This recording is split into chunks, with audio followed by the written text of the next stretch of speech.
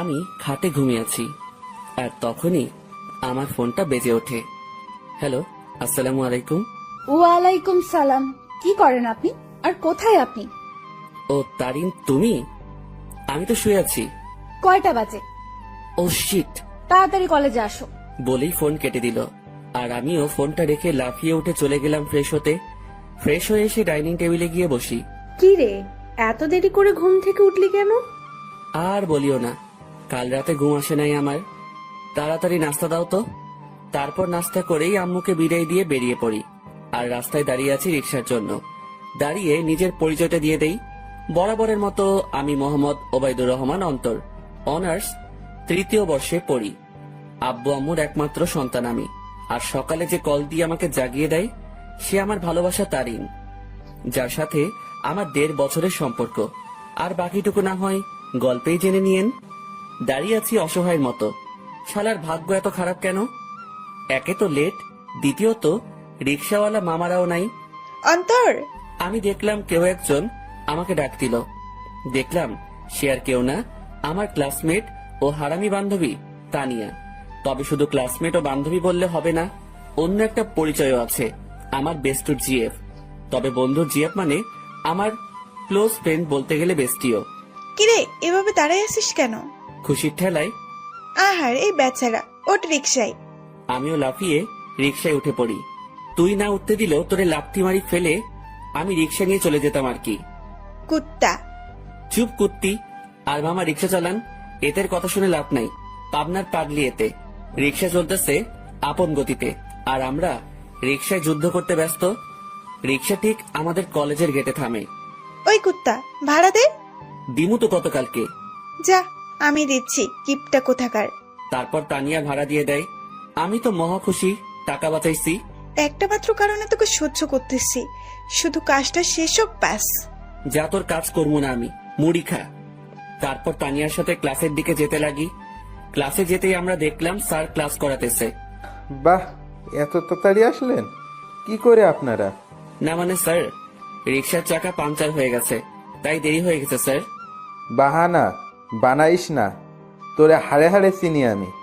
Sir আজকের জন্য মাফ করে দেন না। যা সিটে বয়, ইম্পর্টেন্ট ক্লাস চলছে। আজকে এমনেও নোট দেয়া হবে, নিয়ে নিস। স্যার আমাকে ভালো করে চিনে, যদি কথা বাড়াই তাহলে তার মাথা যাবে, তাই কিছু না বলেই ক্লাসে বসতে দেয়। আমিও বসে পড়ি আর ক্লাসে মনোযোগ দেই। তবে দেখলাম তারিন আমার দিকে অন্যভাবেই তাকিয়ে আছে। ক্লাসটা শেষ হতেই আমি ক্যাম্পাসে চলে গেলাম। দেখলাম তারিনও আসলো। এত লেট কেন আজকে? সরি, আসলে ঘুম থেকে উঠতে লেট হয়ে গেছে। তানিয়ারও কি ঘুম থেকে উঠতে লেট হয়ে গেছে, নাকি সেও তোমার সাথে একত্রে আসলো? আরে সেটা তো আমি জানি না, তাকে জিজ্ঞাসা করো তুমি।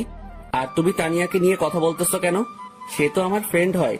তারিন আমার পাশে এসে বসে। দেখো অন্তর, আমি সত্যিই তোমাকে ভালোবাসি, আর তোমাকে হারাতে চাই না। প্লিজ আমাকে চিট করিও না। চিন্তা করিও না, আমি তোমার ভরসা ভাঙবো না। তাহলে বলো, তানিয়ার সাথে কিসের এত কথা তোমার? সময় হলে বুঝতে পারবা। এখন চলো ক্যান্টিনে যাই। চলো। আর কি বলবো তোমাকে? তোরাই যা, আমি তো আকাশ থেকে ভেসে আসছি। না রে শালা, তুই তো উগান্ডা থেকে আসছিস। দূর বেটা। তাহলে আমি বা কেন বাদ যাব? চলো চারজনেই ক্যান্টিনে গিয়ে নাস্তা করে নেই। তারপর আমরা ক্যান্টিনে যেতে লাগি। কিন্তু তারিন তানিয়াকে দেখে কিছুটা সংকোচ বোধ করতে লাগলো, কারণ অন্তর আর তানিয়ার মধ্যে কিছু তো একটা চলতেছে, যা থেকে সে বিরত। আমরা সকলেই ক্যান্টিনে গেলাম আর তানভীরকে পাঠালাম নাস্তা আনতে। আর আমরা আড্ডা দিতে ব্যস্ত। কিন্তু তারিন বারবার অন্তরের দিকে তাকাচ্ছে। সে অন্তরের চোখের ইশারা দেখতে লাগে, যা তানিয়াকে দেওয়া হচ্ছে। কি এমন কথা তানিয়া ও অন্তরের মধ্যে, যা আমাকে বলা হয়নি? তাদের দুজনের হাবভাব ঠিক লাগতেছে না আমার। অনেকদিন ধরেই তাদের আমি একটু ক্লোজ আসতে দেখলাম। কোনো অন্তর আমাকে ঠকাচ্ছে না তো? যেই করেই হোক, তাদের দুজনের মধ্যে কথাবার্তাগুলো আমাকে জানতে হবে। তানভীর নাস্তা নিয়ে আসে আর আমরাও মজা করে খেতে লাগি। নাস্তা খাওয়া শেষ করে আমরা ক্যাম্পাসে চলে যাই। আমি দেখলাম তারিন একটু অন্যমনস্ক হয়ে আছে। কি হয়েছে তোমার? এইভাবে অন্যমনস্ক হয়ে আছো কেন? কোনো সমস্যা? কিছুই না। আচ্ছা শোনো, চলো না একটু ঘুরে আসি। সরি, তানিয়ার সাথে একটু কাজ আছে আমার, কাল যাব। কেমন? আচ্ছা ঠিক আছে। অন্তর, আজকে আমাদের কি করার কথা ছিল? জানি, চলো। আচ্ছা এভরিবডি, ঠিক আছে, পরে কথা হবে। আমার আর অন্তরের একটা কাজ আছে। ঠিক আছে যাও। আর অন্তর, সাবধান শালা। বেশি কথা বলবি তাহলে কিন্তু। আচ্ছা যা শালা মর্গা। আর তানিয়ার খেয়াল রাখবি। বাই। তারপর আমি আর তানিয়া বিদায় নিয়ে চলে গেলাম আমাদের কাছে। অন্যদিকে তানভীর, বল। অন্তর আর তানিয়ার দিকে খেয়াল করছিস তুই? কি হয়েছে তাদের? তাদের হাব ভাব দেখছিস তুই? দেখলাম তো। আমার থেকে তো কোনো কিছুই মনে হলো না। তোর থেকে মনে হবে কিভাবে? তোর বেস্টু বলে কথা, কিন্তু আমার থেকে তানিয়া আর অন্তরের হাব ভাব ঠিক লাগছে না। এর উপর আমার পুরো বিশ্বাস আছে ও কোনোদিনও কোনো উল্টোপাল্টা কাজ করবে না। কিন্তু তানভীর, আমার না একটু তাদের হাব ভাব থেকে সন্দেহ হচ্ছে। তুই নেগেটিভ ভাবে ভাবছিস বলে তোর এমনটা লাগতেছে, কিন্তু পজিটিভলি ভাব, তাহলে দেখবি সব ঠিক লাগবে। কিন্তু তারিনের মনে এখনো অন্তরের প্রতি সন্দেহ আছে, কারণ তারিনকে না বলে সে তানিয়ার সাথে খুব ক্লোজলি ভাবে কথা বলতেছে। এইদিকে আমি আর তানিয়া শপিং মলে চলে আসলাম। আসলে আমাদের কিছু কেনাকাটা করতে হবে, তাই। তো কি কি কিনবি বল? লিস্ট ফুল রেডি করেই আনছি। তাহলে শুরু করে দে। আমরা আমাদের লিস্ট অনুযায়ী শপিং করতে ব্যস্ত। প্রায় আমাদের শপিং শেষ, আর তখনই তানিয়া ডাক দেয়। কিরে, ডাকতেছিস কেন? চল জেন্টস শপে যাব, একটা টি শার্ট নিব। আমার জন্য নিবি? হ, আমাকে পাগলা কুকুর পাইছে তো। আসলে তোরে পাগলা কুকুরে পাইছে? অন্তর, এটা কিন্তু বেশি হইতেছে। ও মা গো, টুরুলা। আচ্ছা চল। তারপর গেলাম টি শার্ট কিনতে। মানে তানিয়া কিনবে আর আমি দেখবো। কি কালার পছন্দ তানভীরের? আমি আর তানভীর প্রায় সেম কালার পছন্দ করি। বুঝছি, হাই রে চয়েস রে। তারপর তানিয়া ঘুরে ঘুরে দেখতে লাগলো, আর কয়েকটা টি শার্ট নিয়ে আমার কাছে আসে। দেখ, এখান থেকে দুইটা সিলেক্ট করে দে। আমিও দুইটা টি শার্ট সিলেক্ট করে দেই, আর সেও কিনে নেই।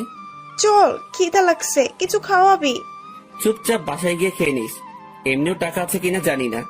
চুপ কিপটা, তোর জন্যই তো আমি শপিং মলে আসছি, আর তোর জন্যই তো শপিং করলাম। এখন কিপটামি করিস না, চল রেস্টুরেন্টে।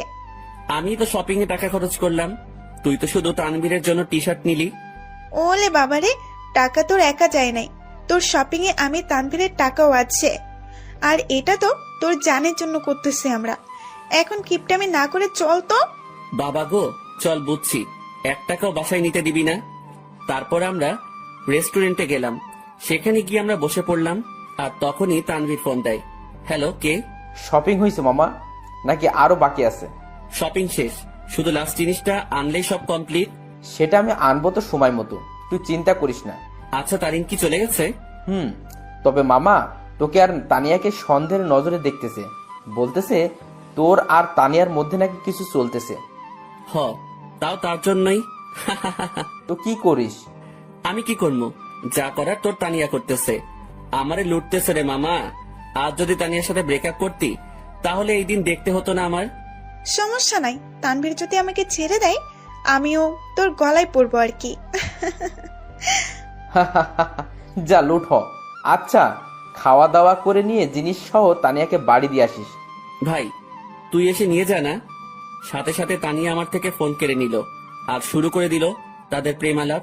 আর আমি বেচারা আমারটার জন্য মরতেছি। তানিয়া তানভীরের কথা শেষ, আর আমাদেরও খাবার চলে আসে। অন্যদিকে তারিন ও তার কিছু বান্ধবীদের নিয়ে একই রেস্টুরেন্টে আসে, যেখানে অন্তর ও তানিয়া উপস্থিত। তারিন, দেখ তো, এটা অন্তর ভাইয়া না? তারিন অন্তরকে তানিয়ার সাথে দেখে প্রায় অবাক হয়ে গেল। তারিন দেখতে লাগলো তানিয়া আর অন্তর হেসে হেসে কথা বলতেছে আর খাবার খাচ্ছে। তারিন তার মোবাইলটা বের করে অন্তরকে কল দেওয়ার জন্য।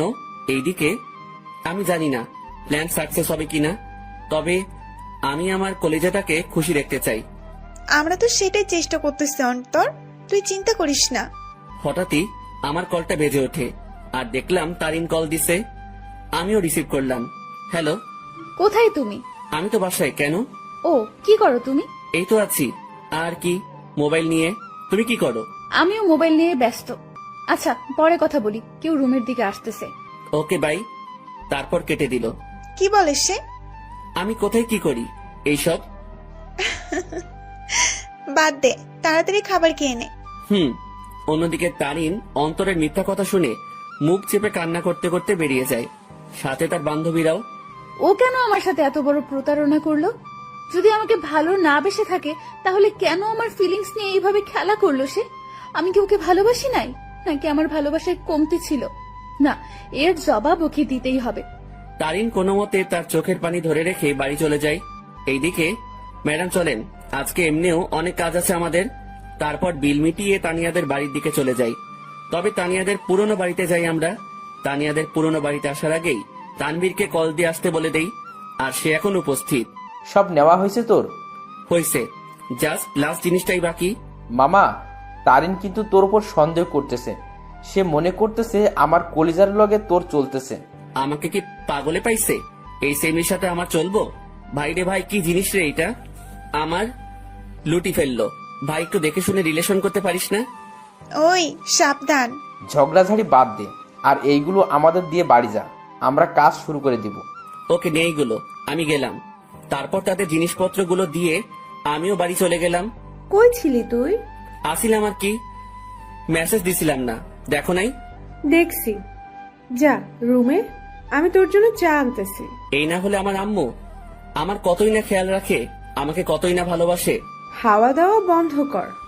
আমিও রুমে চলে গেলাম, আর একটু ফ্রেশ হয়ে সেই খাটে লেটিয়ে পড়ি। আর আজকের পার্টির জন্য উত্তেজিত। আসলে প্রায় এক সপ্তাহ আগ থেকে আজকের দিনের জন্য প্ল্যান করতেছি আমি, তানভীর ও তানিয়া। কারণ আজ আমার কলিজাটার জন্মদিন, তাই চিন্তা করলাম ওর জন্য সারপ্রাইজ বার্থডে পার্টি অ্যারেঞ্জ করে তারিনকে সারপ্রাইজ দিব আমি। আমি শিওর তারিন আজকে সেই লেভেলে চমকেও যাবে, ও খুশিও হবে। কারণ আমি জানি তারিন আমাকে কতটা ভালোবাসে। আম্মু চা নিয়ে আসে। আসলে দুপুরে চা খাওয়ার অভ্যাস, তাও রং চা। কি রে, আজকে তোর চেহারায় অন্য কিছুই দেখতে পাচ্ছি আমি। কি ঘটিয়ে আসলি আবার? দূর, কই কি ঘটাইছি আমি? সত্যি করে বল, কি ঘটিয়ে আসলি তুই? তোর চেহারায় আজ অন্য কিছুই বলতেছে আমাকে। ধুর আম্মু, বললাম তো কিছুই ঘটাই নাই। যাও, কথাই বলবো না। বলিস না, আমি গেলাম, তুই তোর রং চা শেষ কর। তারপর আম্মু চলে যায়, আর আমিও রং চা শেষ করলাম। আর আজকে কি কি হবে সেটা নিয়ে ভাবতে লাগলাম। অন্যদিকে তারিন বালিশে মুখ গুজে কান্না করতে ব্যস্ত, কারণ সে অন্তরকে তানিয়ার সাথে রেস্টুরেন্টে দেখলো। আর যখন সে অন্তরকে কল দেয় ও জিজ্ঞাসা করে, তখন অন্তর তাকে মিথ্যা বলে। সে অন্তরের এইসব নিয়ে ভাবতে লাগে আর চোখের পানি ফেলতে লাগে। সন্ধ্যাবেলা আমিও রেডি হয়ে নিলাম, দেখলাম তানিয়া কল দিচ্ছে। হ্যাঁ বল। কই তুই আসবি না? আমি না আসলে আমার তারিনকে কেক কে খাওয়াবে, ও লাগাবে। আচ্ছা, তানভীর কি গেছে কেক আনতে? তুই তাড়াতাড়ি আয়। বলেই কল কেটে দিল। আমিও মোবাইল আর ওয়ালেট নিয়ে বাসা থেকে বেরিয়ে পড়লাম। আমি চলে গেলাম সেই জায়গায়, সেখানে আমাদের বার্থডে পার্টি হবে। আর সেটা হলো তানিয়াদের পুরনো বাড়ি। আসলে তানিয়ার পরিবার আমাদের চিনে, আর তানিয়া ও তানভীরের বিয়েও ঠিক হয়ে আছে। কারণ তানিয়া ও তানভীরের বাসায় তাদের সম্পর্ক মেনে নেয়। আমিও দরজার কাছে গিয়ে নক দেই। কিরে, আসছিস? আজকে সেই মজা হবে। আমি তো আর ওয়েট করতে পারতেছি না। ভেতরে চল তো। আমিও ভিতরে চলে যাই। অন্যদিকে তারিনের বান্ধবী নিশু দেখে অন্তর ও তানিয়ার কথাবার্তা শুনে অবাক হয়ে যায়। এটা আমি কি শুনলাম? অন্তর ভাইয়া তানিয়া আপুর সাথে উনি এত নিচু মানুষ তা আমার জানা ছিল না। আমি এখনই তারিনকে বলবো এই সব। নিশু তার মোবাইল বের করে আর তারিনকে কল দেয়। হ্যালো তারিন, শোন, কথা আছে। বলো। তারপর নিশু যা যা শোনে সব বলে। যা শুনে তারিন এবার রেগে যায়। আই জানোয়ারের বাচ্চা, আমি এবার ছাড়বো না। আমি এর শেষ দেখেই ছাড়বো। তুই সেইখানেই থাক, আমি এক্ষুনি আসতেছি। তারপর কল কেটে দেয়। আর তারিনও রেগে ঘর থেকে বের হয় অন্তরকে সাহায্য করার জন্য। তারিন ও তার বান্ধবী নিশু মিলে ঘরের দরজায় গিয়ে কান পেতে শুনে। এইদিকে আমি আর তানিয়া মিলে হলরুমে যা যা করা বাকি ছিল তা করলাম। আমিও তাড়াহুড়ো করতে গিয়ে সেখানে থাকা সোফার টেবিলের উপর একটা বোতল ছিল, সেটা ধাক্কা খেয়ে তানিয়ার গায়ে পড়ি। আউ! সরি। এত তাড়াহুড়ার কি আছে, আস্তে আস্তে কর। ওকে। অন্যদিকে তারিন তাদের কথাগুলো শুনে মুখ চেপে কান্না করতে লাগলো। আর নিশু প্রায় অবাক হয়ে গেল এই সব শুনে। অন্তর ভাইয়া এত নিজ আর নোংরা প্রজাতির মানুষ হবে তা কল্পনাও করতে পারি না আমি। কুত্তার বাচ্চা, জানোয়ার, নরপশু, তুই তো আজকে শেষ। তারপর তারিন জোরে জোরে দরজা নক করতে লাগে। এইদিকে মনে হয় ও চলে আসছে। ওরে আমার লজ্জাপতি, এত লজ্জা পাইস না। তোর লজ্জা দেখে না লজ্জাও ইনসাল্টেড ফিল করবে। কুত্তা, তোর সাথে কি এমন দুশ্মনী করলাম, কথায় কথায় ইনসাল্ট করিস? যা দরজা খোল। আমিও গিয়ে দরজা খুললাম। দরজা খুলে থ হয়ে গেলাম। কারণ তারিন ও নিশু উপস্থিত। তোমরা সাথে সাথে তারিন আমার কলার ধরে আমাকে ছুঁড়ে মারে ফ্লোরে। কুত্তার বাচ্চা, জানোয়ার, শয়তান, বেয়াদব, লম্পট, বখাটে, প্লে বয়, আমার সাথে কি করে এসব করতে পারলি তুই? সাথে সাথে তারিন তার জুতা খুলে আর আমার গালে মারতে থাকে। জানিস আমি তোকে কতটাই না ভালোবাসছি, কিন্তু তুই যে এমন হবি কে জানতো? তারিন, কি করছিস তুই এইসব? চুপ, বেয়াদব নষ্টা মেয়ে। তুইও কম না। তোর আর তানভীরের বিয়ে ঠিক হয়ে থাকার পরেও তুই আমার বয়ফ্রেন্ডের সাথে ছি। আর তুই, তোকে কতই না ভালো ভাবছিলাম আমি, কিন্তু তুই তো আস্তে একটা লুচ্চা, বেয়াদব, লম্পট। মানে যত খারাপই বলি না কেন, তার থেকেও নিচ তুই। আমি তারিনের অবস্থা দেখে অবাক হয়ে গেলাম। আর সে তো আমাকে তার পায়ের জুতো দিয়ে আমাকে মারলো। তার এই ব্যবহার দেখে আমার চোখ দিয়ে টপ টপে পানি পড়তে লাগে। আজ তারিন আমার সাথে এটা করতে পারলো? আমি কি এমন অপরাধ করলাম যার জন্য তারিন আমাকে এতগুলো কথা শোনালো আর জুতার বাড়িও দিল? তোর যদি রুম ডেট করার এত ইচ্ছা ছিল আমাকে বলতি, কিন্তু তুই কি না। এই লুচ্চা প্লে বয়, তোর কি একটুও মনে সংকোচ বোধ করে নাই? নিজেই নিজের বেস্ট ফ্রেন্ডের হবু বউয়ের সাথে তুই। আমার তো মন ভেঙে ফেললি, কিন্তু কি করে নিজের বেস্ট ফ্রেন্ডকেও ধোকা দিলি তুই? বলেই তারিন আমাকে জুতা দিয়ে মারতে লাগলো। সি ভাইয়া, আপনি এত নিচু প্রজাতির মানুষ হবেন তা আমার জানা ছিল না। আপনি জানেন তারিন সবসময় আপনাকে নিয়ে কথা বলতো, সবসময় আপনাকে নিয়ে কতই না স্বপ্ন ছিল তার, কিন্তু আপনি কি না। সি ভাইয়া, আপনাকে দেখে আমার ঘৃণা হচ্ছে। তাদের কথাগুলো শুনে আমি চোখ দিয়ে পানি ফেলছিলাম। আজ তারিন আমাকে এইভাবে অপমান করলো। আমি তো কোনো অন্যায় করি নাই, তাহলে কি বলতেছে তারিন এইসব? সত্যি কলিজাটা ফেটে যাচ্ছে আমার। জানিস তোকে কি করা দরকার? তোকে জুতার মালা পরায় এলাকায় ঘুরানো দরকার। দাঁড়া, আমি পুলিশকে কল দিচ্ছি। আর তখনই তানভীর কেক নিয়ে উপস্থিত হয়। সে আমাকে এভাবে পড়ে থাকতে দেখে ও তারিনকে এখন এখানে দেখে অবাক হয়ে যায়। এই অন্তর, এইভাবে পড়ে আসিস কেন? আর তারিন এখন এখানে কি করতেছে? তানভীর, আমি তোকে আগেও বলেছি, এই জানোয়ার ও তোর নষ্টা হবু বউয়ের মাঝে অনেক কিছু চলতেছে, কিন্তু তুই বিশ্বাস করিস নাই। কিন্তু দেখ, আমার সন্দেহ ঠিক সত্যিই হইছে। আজ আমিও নিশু মিলে হাতে নাতে ধরছি এই দুইটাকে। তারা এখানে তাদের কীর্তিকলাপে ব্যস্ত ছিল, আর আমাকেও তোকে ঠকাছিল তারা দুজন মিলে। তানভীর কথাটা শুনে অবাক হয়ে যায়, তবে তানভীর অবাক হয় তারিনের কথাগুলো শুনে। এই কি বললি তুই? অন্তর আর তানিয়ার মাঝে কি চলতেছে?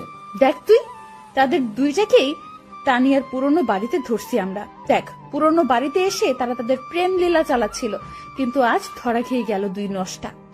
সাথে সাথে তানভীর দিল তারিনকে কষে এক থাপ্পড় খেয়ে তারিন ফ্লোরে পড়ে যায়। দেখলাম তানভীর রেগে আছে। আমিও উঠে তানভীরকে ধরি। অন্তর, ছাড় আমাকে। এই মেয়ে কাকে কি বলতেছে? তারিন তানভীরের দিকে গাল হাত দিয়ে তাকিয়ে আছে, আর নিশু অবাক চোখে তানভীরের দিকে তাকিয়ে আছে। তানভীর আমার থেকে নিজেকে ছাড়াই নাই আর তারিনের চুলের মুঠি ধরে দাঁড় করায়। এই, তুই কাকে কি বলছিস? আর কি বললি তুই? তারা এখানে এসে তাদের প্রেম লীলা চালাচ্ছিল, তাই না? আয় আমার সাথে তুই। তানভীরের তারিনের চুলের মুঠি ধরে হলরুম দেখাতে লাগে। এই দেখ, তারা আসলে কি করতেছিল।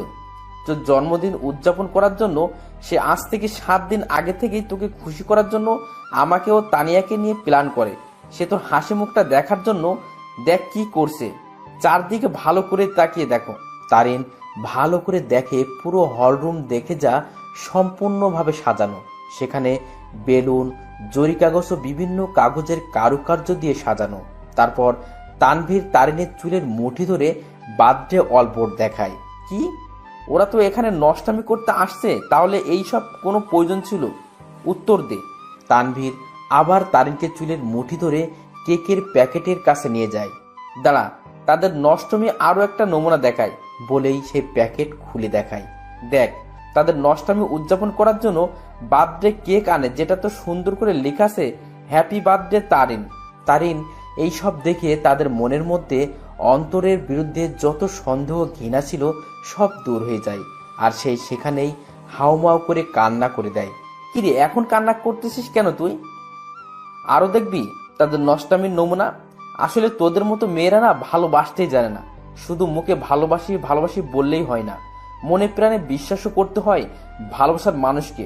কিন্তু তুই কি করছিস? খালি সন্দেহ।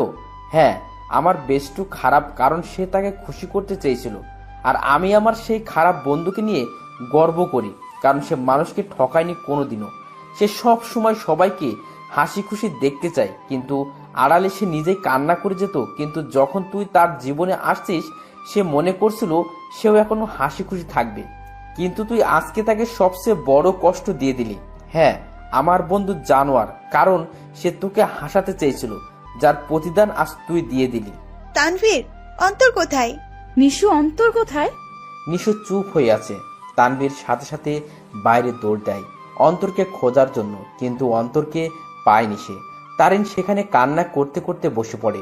তারিন, ছি, তুই এত নিস মন মানসিকতার মেয়ে, তা আমার জানা ছিল না। কিভাবে তুই এ ভাবলি?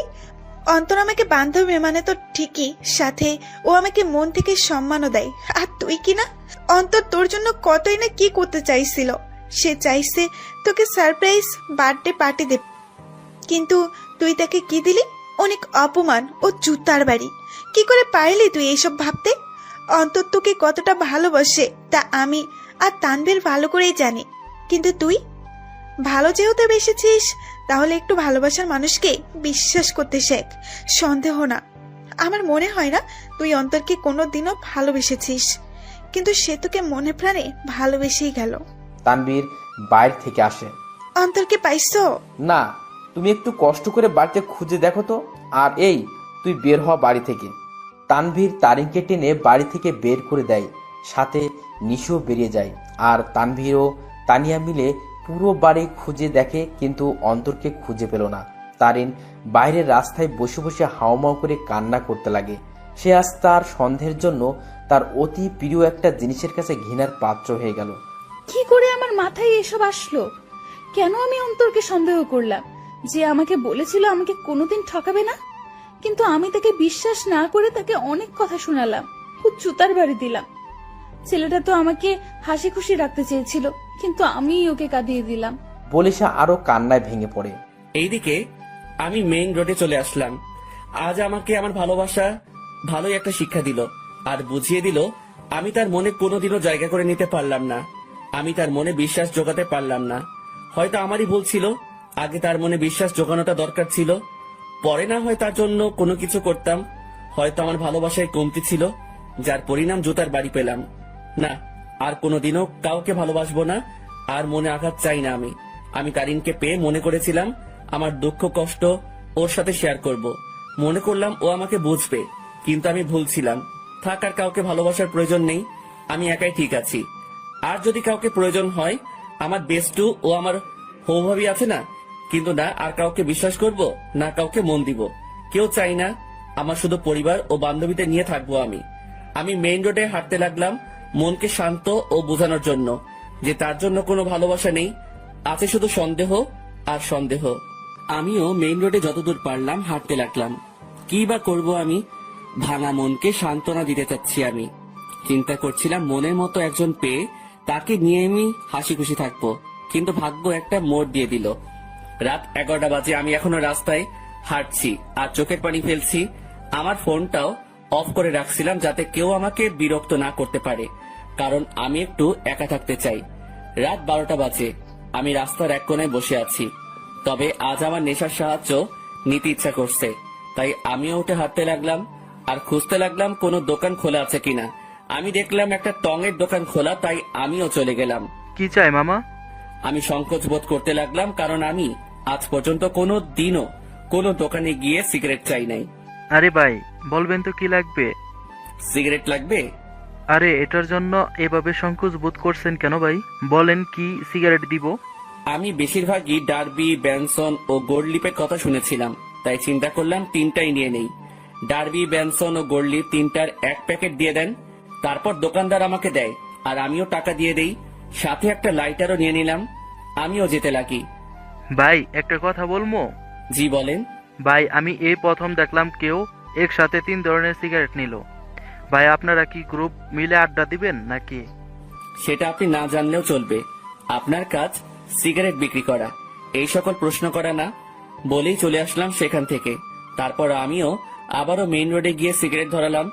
হাতে সিগারেট খাবো কি খাবো না তা ভাবতে লাগলাম। পরে এইসব ভাবনা চিন্তা বাদ দিয়ে সোজা খাওয়া শুরু করে দিলাম। প্রথমে একটু কষ্ট লাগলেও পরে ঠিক লাগতে লাগলো। প্রথমে গোল্ডলিপ, এরপর ব্যানসন, এরপর ডার্বি খেলাম। একটা শেষ হতেই অন্য একটা ধরিয়ে দিলাম। এভাবে 3 প্যাকেটই প্রায় শেষ, শুধু ডার্বির 4টা সিগারেট বাকি আছে। দেখলাম 1টা বাজে। পরে মনে পড়লো বাসার কথা, তাই মোবাইলটা অন করলাম। অন করতেই আম্মু আব্বুর প্রায় 150-র উপরে SMS এবং সাথে সাথে আব্বুর ফোন।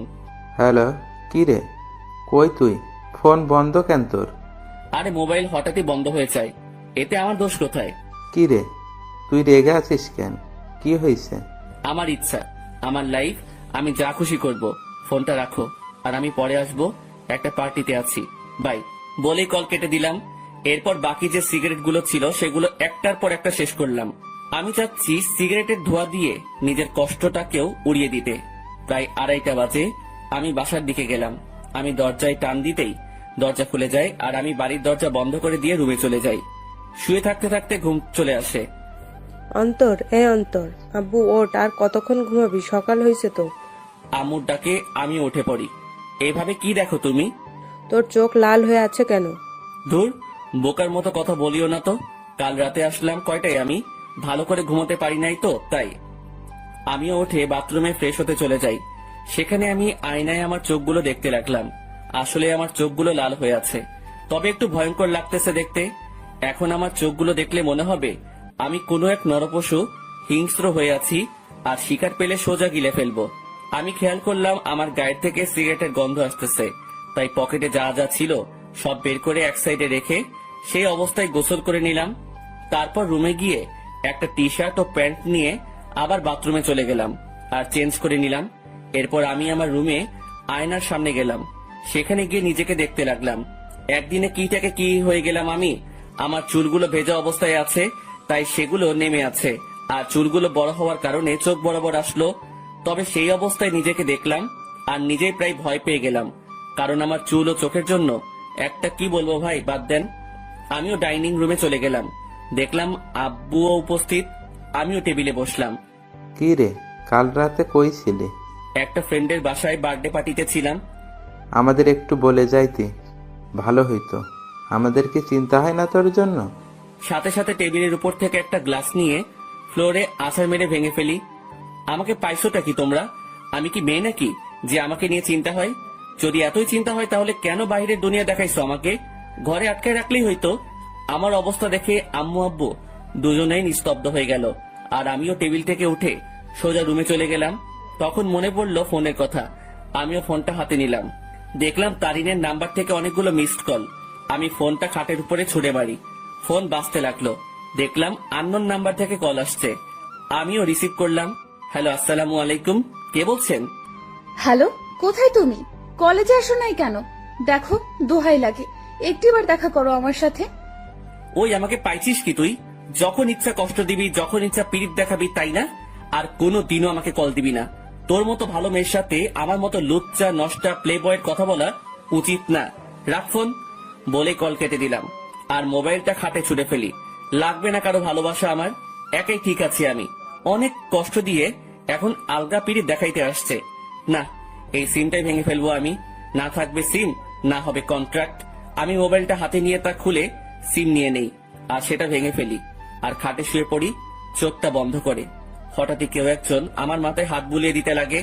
আমিও চোখ খুলে দেখি আম্মু মাথায় হাত বুলিয়ে দিচ্ছে। কি রে আব্বু, কি হয়েছে তোর? একটু বলতো আমাকে। কিছু হয় নাই আমার। আচ্ছা, দেখি আমি নাস্তা খাইয়ে দিই। আচ্ছা দাও। তারপর দেখলাম আম্মু নাস্তা নিয়েই আমার রুমে আসে, আর প্লেট নিয়ে আমাকে খাওয়াই দিতে লাগে। আচ্ছা শোন, তোর নানু কল দিছিল, এক কাজ কর, তুই কয়েকদিন সেখান থেকে ঘুরে আয় না। আচ্ছা ঠিক আছে, যাব। ঠিক আছে, আজই চলে যা, তাহলে ভালো হবে। ঠিক আছে। আম্মু আমাকে নাস্তা খাওয়াই দিয়ে চলে যায়, আর আমিও চিন্তা করলাম আমার উপর এমনিও অনেক কিছুই গেছে, তাই একটু রিফ্রেশমেন্টের প্রয়োজন, তাই যাওয়াই উচিত। আমিও আমার ব্যাগ গুছিয়ে নিলাম। দেখলাম সকাল 11টা বাজে। আমি ব্যাগ নিয়ে রুম থেকে বেরিয়ে পড়লাম। আম্মু আব্বুর থেকে বিদায় নিয়ে আমি চলে গেলাম বাস স্টেশনে। আমিও টিকিট কাউন্টারে যেতেই শক খেয়ে গেলাম। কিরে, এখন কোথায় যাস? আমি কি বলবো বুঝতে পারতেছি না, কারণ আমার সামনে তানভীর দাঁড়িয়ে আছে। শালা তুই তুই এখানে কি করতেছিস?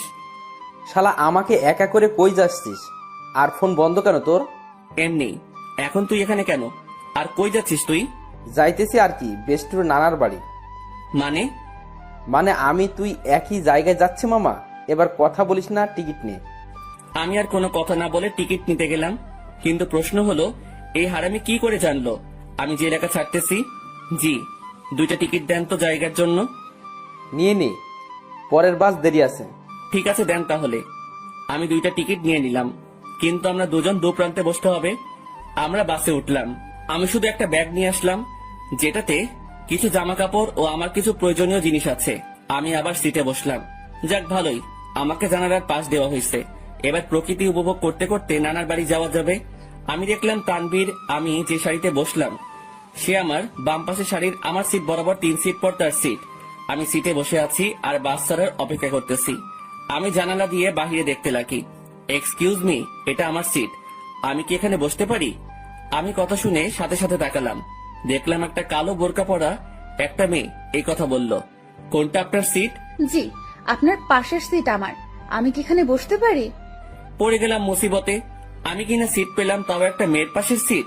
হয়তো অনেক ছেলে এই জিনিসটাকে তাদের জন্য সৌভাগ্য মনে করে, কিন্তু আমার জন্য এইসব দুর্ভাগ্য। কারণ আমি অন্য ছেলেগুলোর মতো মেয়ে পাগল না। তবে হ্যাঁ, একজনকে নিয়ে স্বপ্ন দেখেছিলাম, কিন্তু থাক, সে অতীতকে মনে না করাই ভালো। সেটা জাস্ট আমার জন্য একটা দুঃস্বপ্ন ছিল। এই যে মিস্টার, এখন কি বসতে দিবেন? আজব তো, আপনার সিট, আপনি বসবেন, এটা নিয়ে তো মাথা খাওয়ার কি আছে? বসেন আপনার সিটে। তারপর মেয়েটা আমার পাশের সিটে বসে পড়ে। তবে আমার একটু আনইজি লাগতেছে। আমি তানভীরকে দেখতে লাগলাম। তানভীরের সাথেও একটা বোরকা পরা মেয়ে বসছে, আর সে তো পিড়িতিরে আলাপ করতে ব্যস্ত। আপু, একটা কথা বলি, কিছু মনে করিয়েন না। আপনি যদি আমার বন্ধুর সিটে গিয়ে বসতেন তাহলে একটু ভালো হতো। সরি, পারবো না। আমি আমার সিট ছাড়া অন্য কোথাও বসি না, এটা সম্ভব না।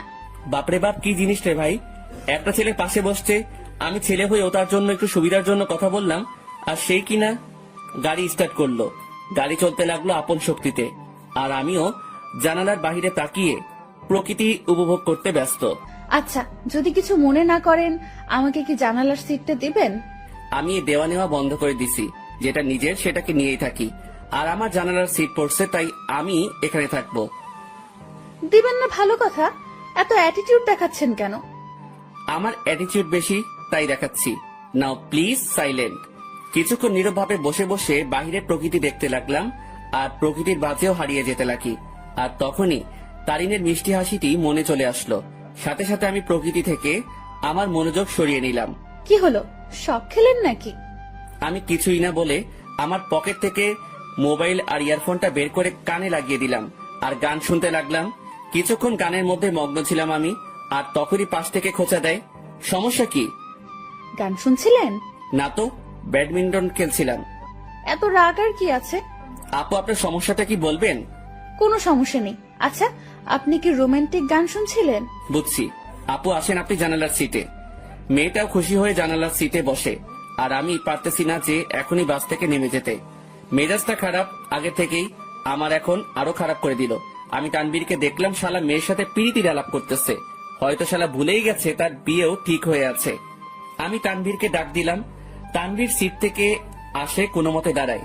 মেয়ে পেয়ে তো ভালোই কাজ চালাচ্ছিস, শালা ভুলে গেছিস তোর বিয়ে ঠিক হয়ে আছে? নাকি তানিয়ারে কল দিয়ে বলমু? আরে দোস্ত, মেয়েটা অনেক ফ্রেন্ডলি বিহেভ করে ভাই, অনেক হাসি আড্ডাও করে, তাই আর কি একটু। আমিও তানিয়ারে কল দিয়ে একটু। না না, কল দিস না দোস্ত, না হলে সব শেষ হয়ে যাবে বেটা। হোক শালা, সব শেষ। তোর পাশেও তো একটা মেয়ে, তার সাথে তুইও ফ্ল্যাট কর, কে বারণ করলো তোরে? সেটাই তো সমস্যা। এক কাজ কর, তোর পাশের মেয়েটাকে এখানে পাঠিয়ে দে কষ্ট করে, না হলে। এই যে মিস্টার, মেয়েদের পাশে বসলে সমস্যা কোথায়? এলার্জি আছে আমার। এবার কথা বলিয়ে না, একদম চুপ থাকেন। আচ্ছা দোস্ত, আমি পাঠাচ্ছি। তারপর তানভীর চলে গেল, আর তানভীরের পাশের মেয়েটা আসে। আমি ওনাকে সিটটা দিয়ে আমি তানভীরের পাশে বসে পড়ি, আর সেখানে কানে ইয়ারফোন লাগিয়ে গান শুনতে লাগি। বাস বিরতির জন্য থামলো। তানভীর, চল একটু ফ্রেশ হয়ে নেই, আর কিছু খেয়ে নেই। চল। তারপর আমরা বাস থেকে নামলাম, আর একটু হালকা হয়ে নিলাম। তারপর দুজনেই খাবার খেয়ে নিলাম। তবে টেবিল থেকে উঠতেই ঠিক আমার পিছন বরাবর টেবিলে সেই 2টা মেয়ে উপস্থিত। আমি তাদের দেখেও না দেখার ভান করে চলে গেলাম হাত ধুতে। তারপর হাত ধোয়া আমি তানভীরের কাছে গেলাম। তুই খা, আমি বিল দিয়ে দেই। না, বিল দিস না, আমি দিব। তুই কেন দিবি? তুই আমার সাথে আসছিস, তাই তোর বিল আমি দিব। মামা বেইমানি হবে কিন্তু। যা যা তুই দে, এমনিও কিপটা তুই, দে শালা। তারপর তানবীর খেয়ে বিল দিল আর কিছু খাবার নিয়ে নিল। আমরা বাসে উঠে যাই আর আমাদের আসার পরেই সেই মেয়ে দুইটাও আসে। কিছুক্ষণ পরে বাসটা ছেড়ে দেয় আর আমিও কানে ইয়ারফোন দিয়ে গান শুনতে লাগি। প্রায় 2.5 ঘন্টা পরে আমরা আমাদের গন্তব্যে পৌঁছে যাই। আমরা বাস থেকে নামি আমাদের ব্যাগ নিয়ে। কিছুক্ষণ পরেও দেখলাম সেই মেয়েগুলো। আমি তাদের দেখেও না দেখার ভান করে আমি মোবাইলটা বের করলাম আর মামাকে ফোন দিলাম। হ্যালো মামা, কই তুমি? আরে আমি সিএনজি স্টেশনের সামনে। পরে আমি মামাকে দেখলাম আর কলটা কেটে দিয়ে আর তানভীরকে দিয়ে মামার কাছে চলে গেলাম। মামা আমাকে দেখে জড়িয়ে ধরে। কেমন আছিস অন্তর? ভালোই আছি। তোমাকে কয়বার বললাম আমার জন্য গ্রামের একটা সুন্দরী খুঁজতে, যাতে বিয়ে করতে পারি? বজ্জাত, এখনো ফাজলামি যায় নাই তাই না? কেমনে যাবে, মুই লেজেন্ডারি ফাজিল। আর মামা, এ হলো আমার বেস্ট, যার কথা তোমাকে বলতাম। কেমন আছো তানভীর? তোমার কথা আমাকে এই ফাজিলটা প্রায় সময় বলে থাকে। জি ভালো, আপনি কেমন আছেন? ভালো। আচ্ছা তোরা চল আমার সাথে। তারপর মামা একটা সিএনজি ভাড়া করে, কিন্তু মামা কাকে যেন খুঁজতে লাগলো। কাকে খুঁজো মামা? আরে আরো 2 জন আসবে, আব্বু বলছিল। কি অবস্থা তার শরীরের? ভালোই আছে আব্বু। আর আব্বু বলছিল তার নাকি কোনো বন্ধুর 2টা নাতনিও আসবে, তাদেরও নিয়ে যেতে বলল। ও আচ্ছা। তার কিছুক্ষণ পর মামা কাকে দেখে যেন চলে যায় আমাদের সিএনজির কাছে রেখে। আর কিছুক্ষণ পরে মামার সাথে 2টা মেয়ে আসে। তাদের দেখে আমি অবাক হয়ে গেলাম, কারণ এরা হলো সেই মেয়েগুলো যেগুলো আমাদের সাথে বসেছিল। আমি অবাক চোখে দেখতে লাগলাম। তোরা ওঠ, আমি বাইকে যাই। মামা বাইক আনছো? কেন? মামা তুমি সিএনজি করে চলে যাও, আমি বাইক নিয়ে আসতেছি। ভুলেও না।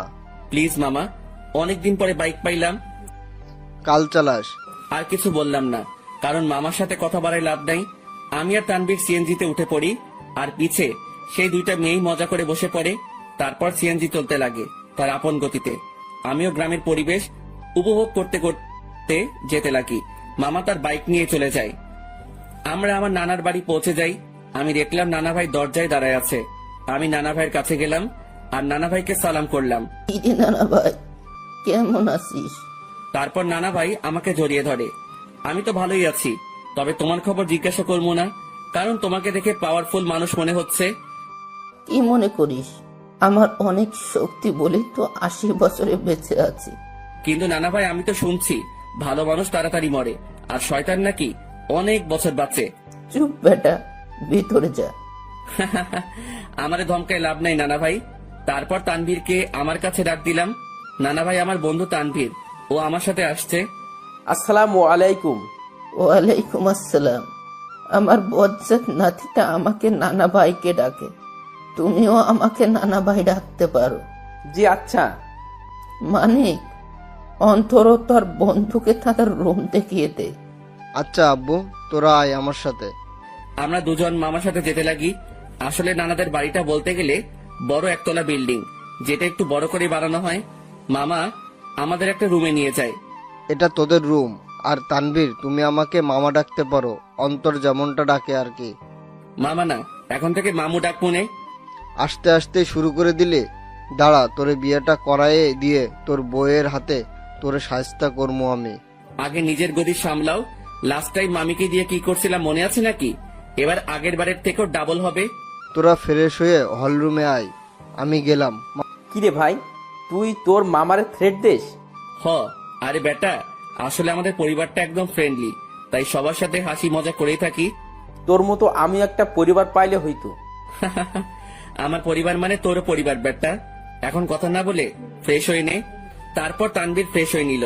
এরপর আমিও ফ্রেশ হয়ে নেই আর দুজনেই হল রুমে যাই। সেখানে আমার মামাতো ভাই শান্ত বসে বসে মামা ও নানা ভাইয়ের সাথে কথা বলতেছে। কিরে শান্ত, কি অবস্থা তোর? শান্ত আমাকে দেখে আমার কাছে চলে আসে। সে 9-এ পড়ে। অন্তর ভাইয়া, কি খবর তোমার? কেমন আছো? ভালো আছি, কিন্তু তোর থেকে আমি এটা আশা করিনি। আমি আবার কি করলাম? তুই নাকি গোপনে বিয়ে করে ফেলছিস। দূর ভাইয়া, কি বলো এইসব তুমি? আমার কথা একটু ভাবলি না?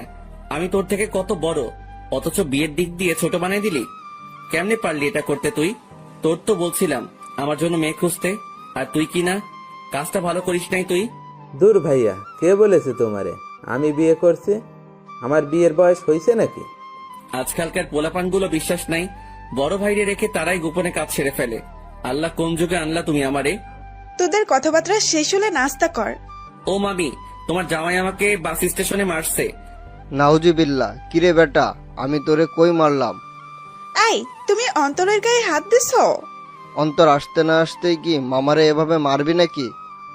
তোর জ্বালায় আর বাঁচবো না আমি। আব্বুরে আগেই বলছিলাম এই শয়তানটা যদি আসে আগেই আমাকে বলে দিতে, যাতে বনবাসে ভাগতে পারে। মামার কথা শুনে সবাই হেসে দিল।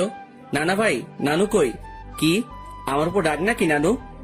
হ্যাঁ, তার আদরের ছেলেরে কষ্ট দিবি আর সেই মনে হয় তোরে এমনি এমনি ছাড়ি দিব? কিছু মনে হয় বলতে হবে। তো নানু তার রুমে, আসলে শরীর একটু অসুস্থ তো, তাই রুম থেকে কম বের হয়। আচ্ছা, তাহলে আমি দেখা করে আসি। তারপর আমি নানুর রুমের দিকে যেতে লাগি। নানুর রুমের দিকে যেতেই আমি কিছু কথাবার্তা শুনতে পেলাম। নানু, আমি অনেক বড় ভুল করে ফেলেছি নানু। এখন ও আমাকে দুই চোখেই দেখতে পারে না। তুমি চিন্তা করিও না, আমাকে নানু ডাকছো না, আমি সব সামলে নিব, তুমি কান্না থামাও। আমি বুঝতে পারলাম নানুর রুমে অন্য কোনো মহিলা বা মেয়ে আছে, তবুও এটা ফ্যাক্ট না আমার জন্য। আমি যেহেতু আসছি তাই দেখা করবই, কারণ নানু আমাকে ইগনোর করবে না।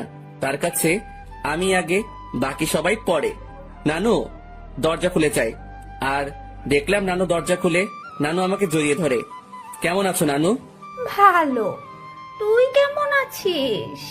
আমি তো ভালোই। আয় ভিতরে আয়। আমি নানুর সাথে ভিতরে গেলাম। আমি ভিতরে যেতেই দেখলাম আমাদের সাথে বোরকা পরা যে দুইটা মেয়ে আসছিল তারা রুমে উপস্থিত। নানু ভাই, বয় তুই। বোরকা পরা দুটো মেয়ে বলল, আচ্ছা নানু, আমরা যাই, পরে কথা বলবো আপনার সাথে। ঠিক আছে, যাও, আর চিন্তা করিও না, আমি সামলে নেব, কান্না করিও না, কেমন? তারপর রুমে থাকা দুইটা মেয়েই চলে যায়। নানু মেয়েগুলোকে আর কান্নাকাটি করতেছিল কেন? আর বলিস না, একটু পারিবারিক সমস্যা, তাই আর কি। তো নানু ভাই, অবশেষে তোকে দেখলাম আমি, এবার শান্তিতেই মরতে পারবো আমি। নানু, কি উল্টাপাল্টা কথা বলো তুমি? এই সব বলা বাদ দাও তো।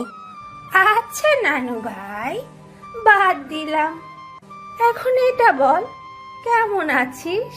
আমি তো ভালোই আছি। তা তো দেখতেই পারতেছি, মনে অনেক কষ্ট নিয়ে সকলের সামনে ভালো আছিস দেখছি। মানে? কিছু না, বাদ দে। আমি নানুর সাথে নানুর রুমেই অনেকক্ষণ যাবত কথা বলি। অন্তর, একটা কথা শোন। জি নানু, বলো। মানুষ মাত্রই ভুল, তাই ভুল করবে, তাই বলে তাকে ক্ষমা করে দেওয়াই ভালো। কথাটা ঠিক বুঝলাম না নানু। আচ্ছা থাক, যা, রাত হইছে, খাবার খেয়ে নে। তুমি খাবা না? খাবো তো, তবে তোর মামি, আমি আর বাসায় আরো দুজন মেহমান আসছে, তাদের সাথে খাবো আর কি। আচ্ছা ঠিক আছে। তারপর আমি নানুর রুম থেকে চলে যাই আর হল রুমে যাই। সেখানে দেখি নানা ভাই, মামা ও তানভীর কথা বলতেছে। ভালোই তো, বহুত ভালো আলাপ চলতেছে মনে হয়। আমাকে দেখেই তারা হতাশ হয়ে যায়। বুঝলাম না কেন। আজব তো, এইভাবে কি দেখো? আমি কি ভূত নাকি? ভূতের চেয়ে কম নাকি তুই? এই মামু, মেজাজ খারাপ কইরো না, না হলে কিন্তু। কি করবি তুই? গ্রামের একটা মাইয়ারে কিডন্যাপ করে বিয়ে করে চলে আসবো। আমার কথা শুনে সকলেই হাসতে লাগে, তবে আমিও উপর দিয়ে হাসতে লাগি, কিন্তু ভিতর দিয়ে থাক বাদ দেই এইসব। আমার জন্য কি অন্যদের হাসি ঠাট্টা বন্ধ করব নাকি? মামি আমাদের খাবারের জন্য ডাক দিল আর আমরাও চলে গেলাম খাবার খেতে। ভাই, শীতকাল, গায়ে আমার কোট আছে, তারপরেও একটু শীত লাগছে। রাতের খাবার খেয়ে নিলাম আমরা। আমিও চিন্তা করলাম রাতের বেলা একা একা হাঁটার। আমি আস্তে করে বাহিরের দিকে যেতে লাগি। কিরে, চোরের মতো কই যাস? যা শালা, ধরা খেয়ে গেলাম। না মানে একটু বাহিরে যাব মামা। অন্তর, বাইরে প্রচুর ঠান্ডা। অসুবিধা নাই, একটু যাই, চলে আসবো তো। ঠিক আছে, যা, তবে দরজা লাগিয়ে দিবি। তুই দরজার কাছে আসলে আমাকে একটা কল দিস, আর তানবীরকে নিবি। না মামা, তানবীর এমনিও জার্নি করে আসছে, ক্লান্ত সে, তাই তাকে না নেওয়াই ভালো। আমি মামার সাথে কথা বলেই বাইরে চলে আসি, আর পকেট থেকে মাস্কটা বের করে পরে নেই, আর কোটটাও মাথায় দিয়ে দেই। আমি হাঁটতে লাগলাম, আর হাঁটতে হাঁটতে একটা দোকানের কাছে চলে গেলাম। আর সেখানে যেতেই মাথায় আসলো সিগারেটের কথা। মুখে মাস্ক আর হুডি, আর সেই অবস্থায় দোকানে চলে গেলাম। আরেক প্যাকেট ডার্বি নিয়ে নেই, সাথে ম্যাচও। সেটা নিয়েই আমিও চলে যাই এক নির্জন জায়গায়, মানে বলতে গেলে পুকুর পাড়। সেখানে পাড়ে বসার জায়গা আছে, আর আমিও সেখানে বসে পড়ি আর সিগারেট টানতে লাগি। সিগারেটের ধোঁয়ার আমি আমার কষ্টগুলোকে উড়িয়ে দিচ্ছি। একজনকে মনে প্রাণে খুব ভালোবাসছিলাম, যার প্রতিদান জুতার বাড়ি পাইছি। একেবারে ভালো মতেও শিক্ষা হয়েছে আমার, আর কোনো দিনও ভালোবাসার দিকে যাব না। একাই ঠিক আছি আমি, না কারো টেনশন, না কাউকে হারানোর ভয় আমার। আমি পুকুর পাড়ে বসে বসে 2টা সিগারেট খাইলাম। আসলে পরিবেশটা আমার খুব ভালো লাগতেছে, কারণ চাঁদ রাত, আবার পুকুর পাড়ে, সেখানে পরিবেশটা খুবই দারুণ লাগতেছিল আমার। কিছুক্ষণ সেখানে সময় কাটিয়ে আমি বাড়ি চলে গেলাম। বাড়ির কাছে যেতেই মামাকে কল দিলাম, আর মামাও দরজা খুলে দেয়, আর আমি আমার রুমে চলে যাই। দেখি তানবীর ঘুম। আমিও আমার মোবাইলটা চার্জ দিয়ে ব্যাগে সিগারেট ও ম্যাচ ঢুকিয়ে রাখি, আর গায়ে কম্বল দিয়ে ঘুম। সকালবেলা অন্তর ভাইয়া, এই ভাইয়া উঠো না কেন? সকাল হয়েছে তো ভাইয়া। আমিও উঠে পড়ি, আর দেখলাম শান্ত আমাকে ডাকতে লাগলো। সকাল হয়েছে ভাইয়া, আম্মু নাস্তা রেডি করতেছে। তুই যা, আমি ফ্রেশ হয়ে আসতেছি। আর তানভীর কই? ভাইয়া তো আব্বু ও দাদুর সাথে কথা বলতেছে। তারপর শান্ত চলে গেল। আমিও উঠে পড়ি। হঠাৎই আমার জানালার দিকে চোখ গেল, আর সেখানে দেখে মনে হচ্ছিল কেউ আমাকে দেখতেছিল। আমিও চলে গেলাম ফ্রেশ হতে। ফ্রেশ হয়ে এসে দেখি মামা, তানভীর, নানা ভাই, মামি, নানু সবাই কথা বলতে ব্যস্ত। আমিও গেলাম। তারপর সকলে মিলে নাস্তা করে নিলাম। অন্তর, আমার বাইক নিয়ে তুই তানবীরকে নিয়ে ঘুরে আয়। ও তো এখানে নতুন, তাই একটু দেখাই আন। আচ্ছা। তারপর মামার থেকে বাইকের চাবি নিলাম, আর বাইক নিয়ে দুজনেই ঘুরে আসলাম। আমরা যে গ্রামে থাকি সেখানে প্রায় সব জায়গায় চাষ করার জন্য মাঠ ও পুকুর, কিন্তু দুঃখের কথা আমি সাঁতার পারি না, কারণ আমি জীবনের 100 ভাগের 80 ভাগই শহরেই কাটাইছি। বাকি 20 ভাগের মধ্যে 7 ভাগ বলতে পারেন ট্যুরে গিয়ে, আর বাকি অংশ শহরেই। তবুও গ্রামটা ভালো করে চিনি। যতদিন গ্রামে ছিলাম ততদিন মামার সাথে গিয়ে গ্রামে ঘুরতাম।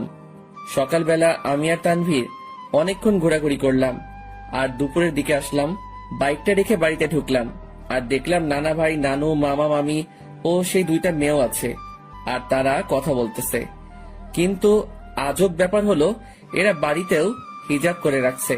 ঘোরা শেষ? মোটামুটি। আমি রুমে চলে যাই, কিন্তু বারবার সেই মেয়েগুলোর প্রতি কেন যে আকর্ষণ লাগতেছে কে জানে।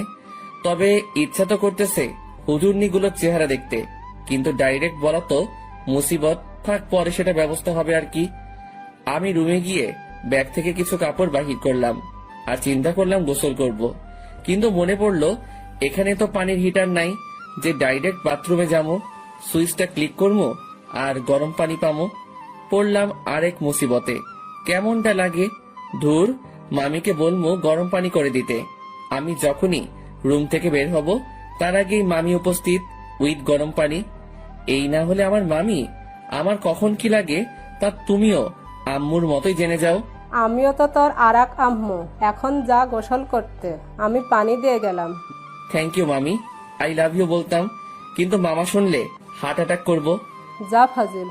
মামি চলে গেল, আর আমিও মনের সুখে লুঙ্গি আর তোয়ালে নিয়ে চলে গেলাম গোসল করতে। গোসল শেষ করতেই আমিও রুমে আসলাম। লুঙ্গি পরে আছে, বলা যায় না কখন কোথায় খুলে যায়।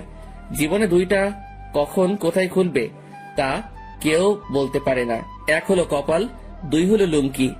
আমার মনে হলো কেউ আমাকে দেখতেছে। আমিও জানালার দিকে তাকালাম, কিন্তু কেউ নাই।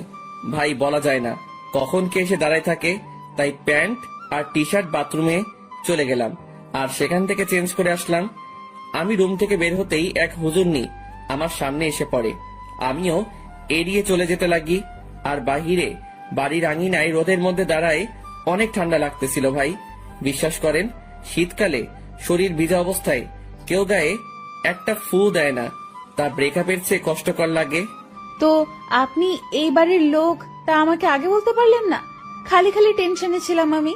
আমি পিছনে তাকালাম, কিন্তু চেহারা না দেখায় বুঝতে পারলাম না কে কোনটা, মানে কে কোন বোরকাওয়ালি। আমি কি জানতাম আপনি এখানে আসবেন? আজাইরা কথাবার্তা বলিয়েন না, এইসব আমি পছন্দ করি না। এত অ্যাটিটিউড ভালো না। আমি বুঝতে পারলাম এটা সেই বকবক রানী যেটা বাসে আমার মাথা খাইছে। আচ্ছা, এখানেও মুখ ঢেকে রাখলেন সেটা বুঝলাম না। আসলে এটাই তো আমাদের বাড়ির নিয়ম। পরপুরুষের সামনে আমরা চেহারা দেখাই না, তবে স্বামীকে দেখানো যাবে, এই নিয়ম আছে।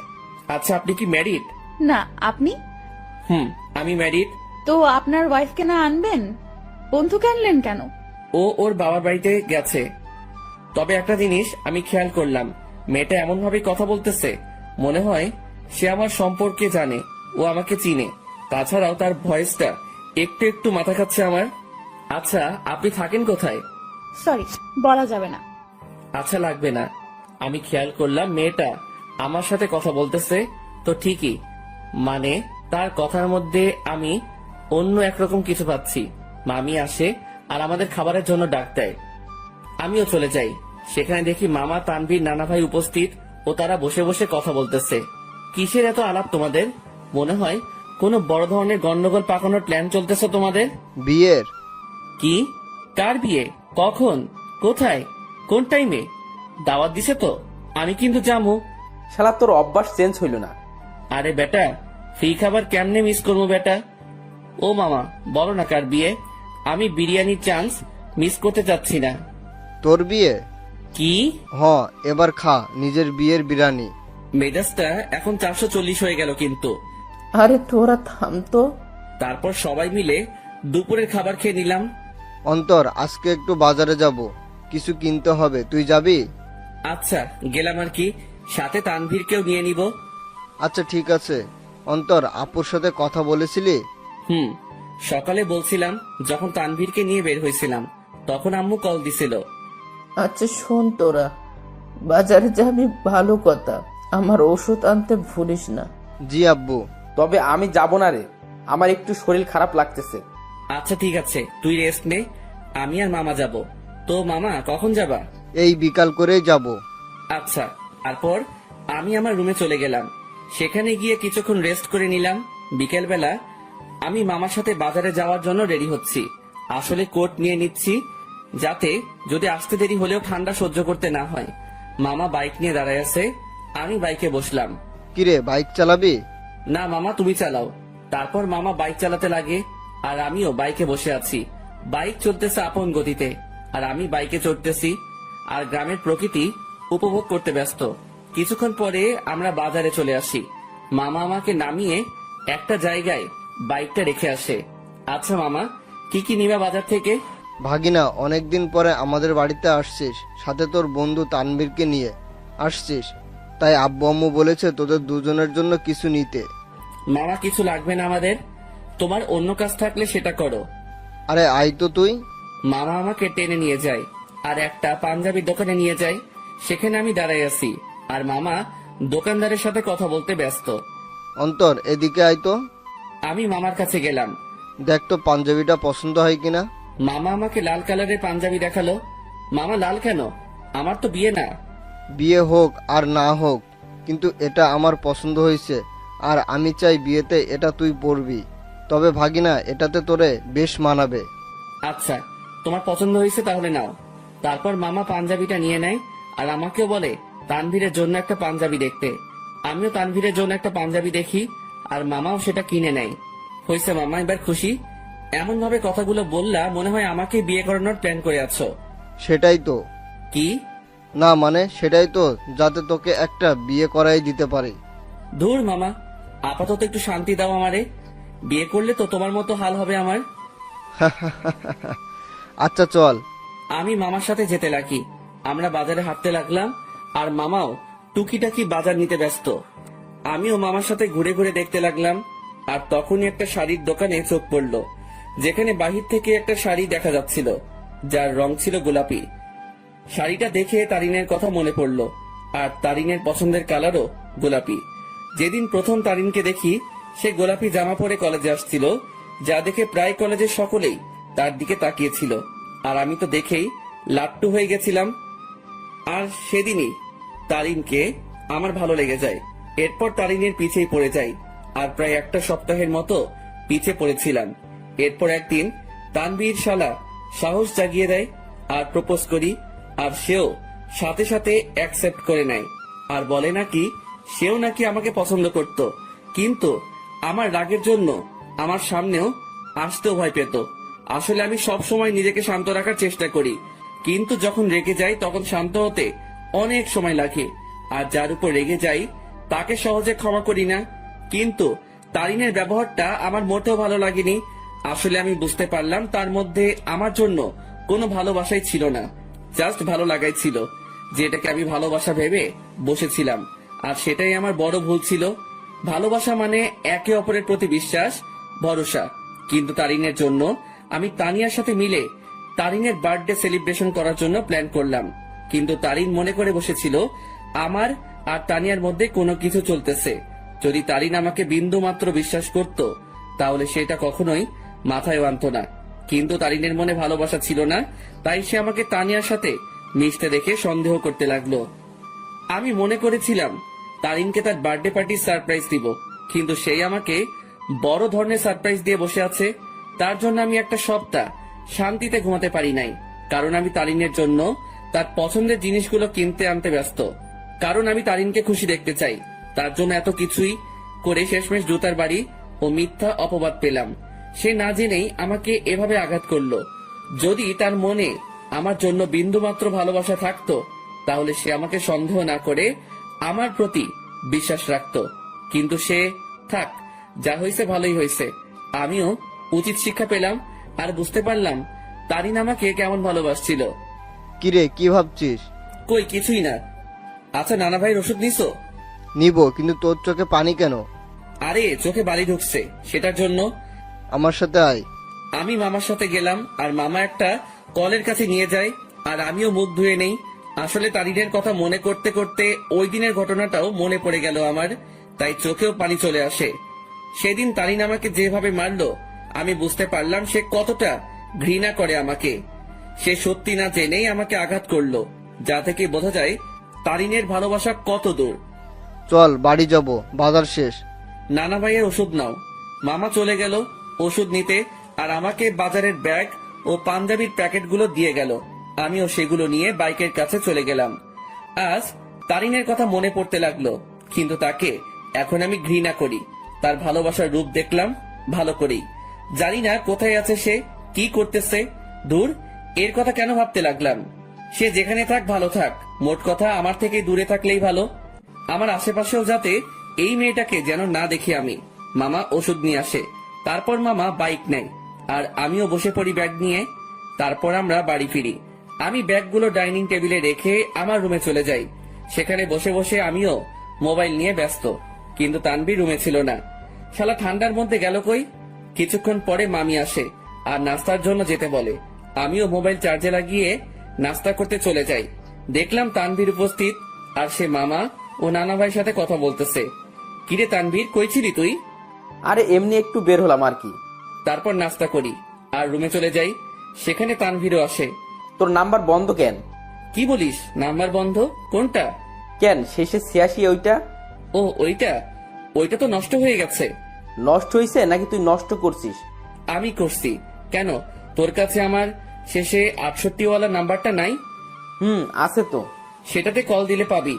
আচ্ছা, তানিয়ার সাথে কথা হয়েছে তোর? আরে আরেকটু আগেও তো কথা বলে আসলাম তার সাথে। কি? আরে ফোনে কথা বললাম আর কি। তুই কি মনে করছিস তানিয়া এখানে আর আমিও তার সাথে ঘুরে ঘুরে কথা বলতেছি? আমি তো এটা মনে করি নাই। তুই এই কথাটা বললি কেন? আরে শালা, তুই তো এটাও ভাবতে পারিস, তাই আগে বলে দিলাম আর কি। আচ্ছা বাদ দে। আর শোন, তানিয়াকে আমার পক্ষ থেকে সরি বলে দিস ওই দিনের ঘটনার জন্য। আরে বেটা বলতে হবে না, আমি সামনে নিছি ব্যাপারটা। তারপর তানভীরের সাথে রাতে খাবারের আগ পর্যন্ত আড্ডা দেই। তারপর মামা এসে আমাদের খাবারের জন্য ডাকে আর আমরাও খাবার খেয়ে নেই।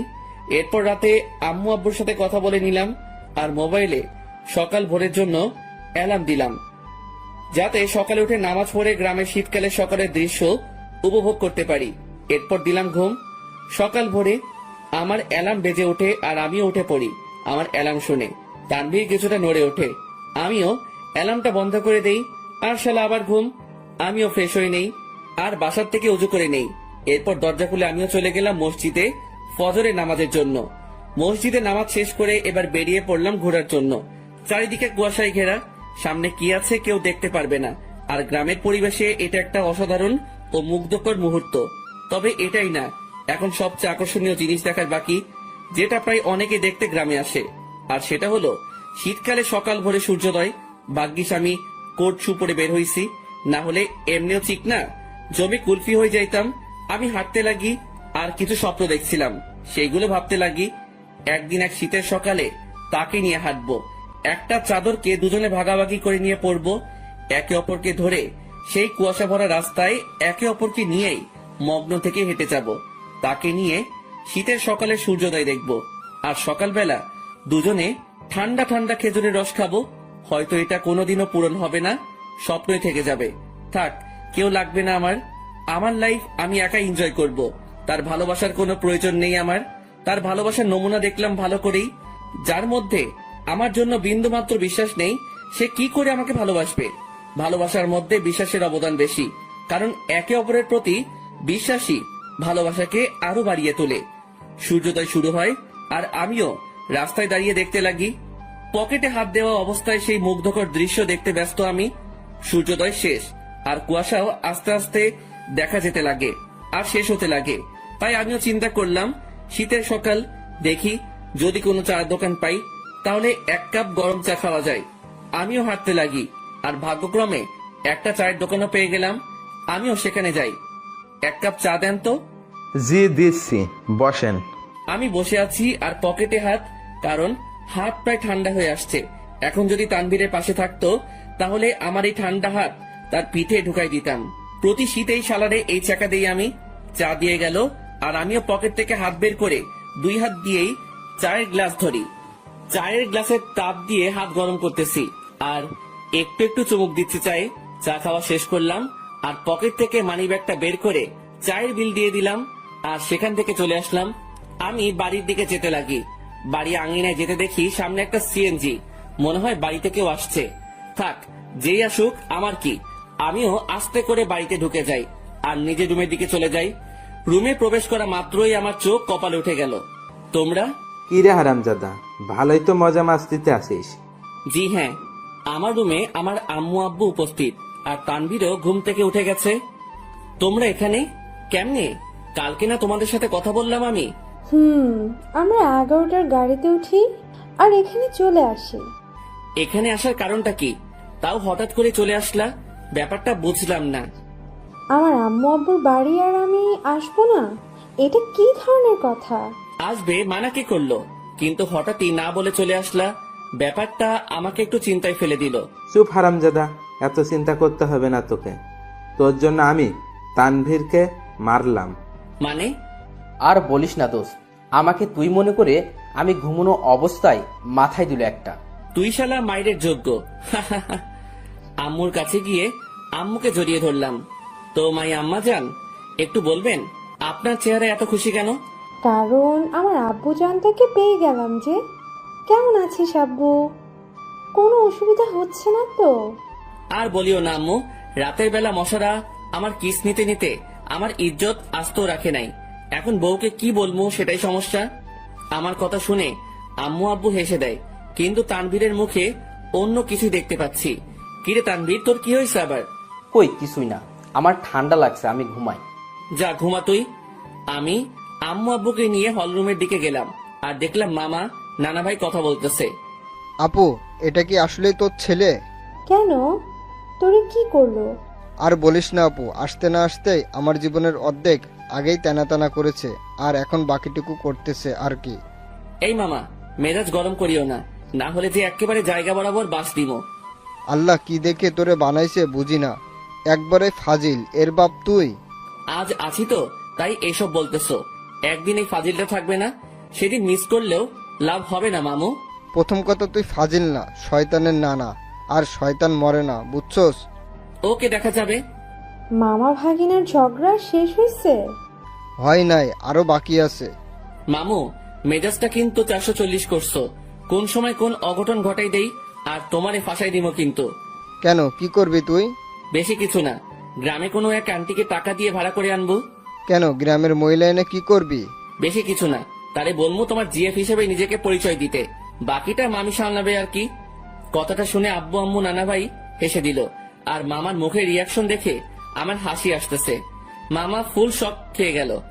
ওরে খোদারে, আমার জীবন শেষ করার জন্যই জন্মাইছে হারামজাদা বজ্জাত, কি জিনিস রে তুই? এই আপু, এটা কি আসলে তোর ছেলে?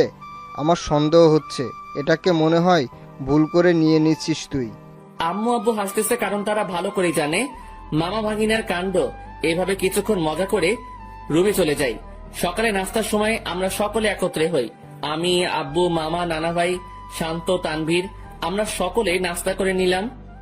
অন্তর, তুই এমন কেন? আমি আবার কি করলাম? বাবা রে, তুই কি আমাদের কিছুই মনে করিস না? আরে কি হয়েছে, কান্না করতেছো কেন? সমস্যা কি একটু বলো তো, কি করলাম আমি? আমি আব্বুকে জড়িয়ে ধরলাম। যদি কোনো ভুল কিছু করে থাকি ক্ষমা করে দিও। আর ওই দিনের ব্যাপারটার জন্য সরি। আসলে মাথা ঠিক ছিল না, তাই কথা বলতে ইচ্ছে করতেছিল না, তাই রাগ করে টেবিল থেকে গ্লাস ফ্লোরে ছুড়ে মারি। আব্বু আমাকে খুব শক্ত করে জড়িয়ে ধরে। আমি বুঝতে পারলাম আব্বুর মনে কিছু একটা চলতেছে, কিন্তু কি তা বুঝতে পারতেছি না। আচ্ছা আব্বু, চলো একটু ঘুরে আসি দুজন মিলে। চল। আমি আব্বুকে নিয়ে গ্রামে ঘুরতে গেলাম আর দুপুর পর্যন্ত ঘুরলাম। এরপর বাসায় আসলাম। অন্তর, তুই সত্যি কি ভালো আছিস? তোর মনে কোনো কষ্ট নেই তো? আমাকে দেখে কি মনে হয় তোমার আমি কষ্টে আছি? কষ্টে থাকলে কেউ তিরিং বিরিং করে ঘুরে বেড়ায় নাকি? মজা মাস্তি করে নাকি? আল্লাহর রহমতেই ভালো আছি আমি। তবে তোমার কেন মনে হচ্ছে আমি ভালো নেই? না, এমনি। আচ্ছা চল ভিতরে যাই। আমরা ভিতরে গেলাম। দুপুরের খাবার সময় আমরা সকলে মানে সকল ছেলে মানুষ একত্রে খাবার খেয়ে নিলাম। তারপর আর কি, অন্যান্য দিন যা করি সেটাই করে সন্ধ্যা পর্যন্ত পার করলাম। সন্ধ্যায় আমি মোবাইলটা চার্জে লাগিয়ে আসি নাস্তার জন্য। হল রুমে এসে দেখি সকলে কি নিয়ে আলোচনা করতে ব্যস্ত। আমিও গেলাম তাদের কাছে। আচ্ছা, আমি একটা জিনিস বুঝলাম না, আমি আর তানভীর যেদিন আসলাম সেদিন থেকেই তোমরা আমাকে ছাড়া বাকি সবাই আলোচনা সভা তৈরি করে আলোচনা করতে ব্যস্ত। এখন আজকে আব্বু আম্মু আসলো, আজকে আব্বুকে নিয়েও তোমরা শুরু করে দিলে। আসলে কি এমন আলোচনা করতেছো তোমরা? আমার কথাগুলো শুনে সবাই থমকে গেল। মনে হয় আমি তাদের কাছে তাদের জান চাইছি। কিছু না রে, এমনি আড্ডা চলতেছে আর কি। মামা, নানা ভাই তারা এত ফ্রেন্ডলি যে তাদের সাথে আড্ডা দিতে হেব্বি মজা হয়, তুইও আয়। আমি তাদের কাছে গিয়ে আড্ডা দিতে ব্যস্ত, কিন্তু সকলের চেহারায় অন্য কিছু দেখতে পাচ্ছি আমি। তারা আমার থেকে কথা লুকাচ্ছে তা আমি শিওর, কিন্তু কি সেটা জানি না। তবে আমাকে জানতে হবে। সন্ধ্যায় সকলে নাস্তা করে নিলাম, আমি একটু বাইরে যাব। আচ্ছা যা, কিন্তু 9টার আগে বাসায় আসবে। আচ্ছা। তারপর আমি বাইরে গেলাম। কিছু দূর হাঁটতেই মনে পড়লো মোবাইলের কথা, যেটা আমি চার্জে দিয়ে আসছি। তাই আমিও আবার বাড়ির দিকে গেলাম।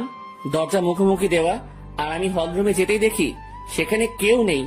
কিরে, আমি আসার আগ পর্যন্ত তো আব্বু, নানা ভাই, মামা, তানভীর এখানেই ছিল, তাহলে কই গেল? আমিও আমার রুমের দিকে যাই, আর চার্জ থেকে মোবাইলটা নিয়ে বেরিয়ে আসতেই নানুর রুম থেকে কথা বলার আওয়াজ পাই। আব্বু, আমি তানভীরের কাছ থেকেই সকল কথা শুনে তাকে তোমাদের কাছে পাঠালাম।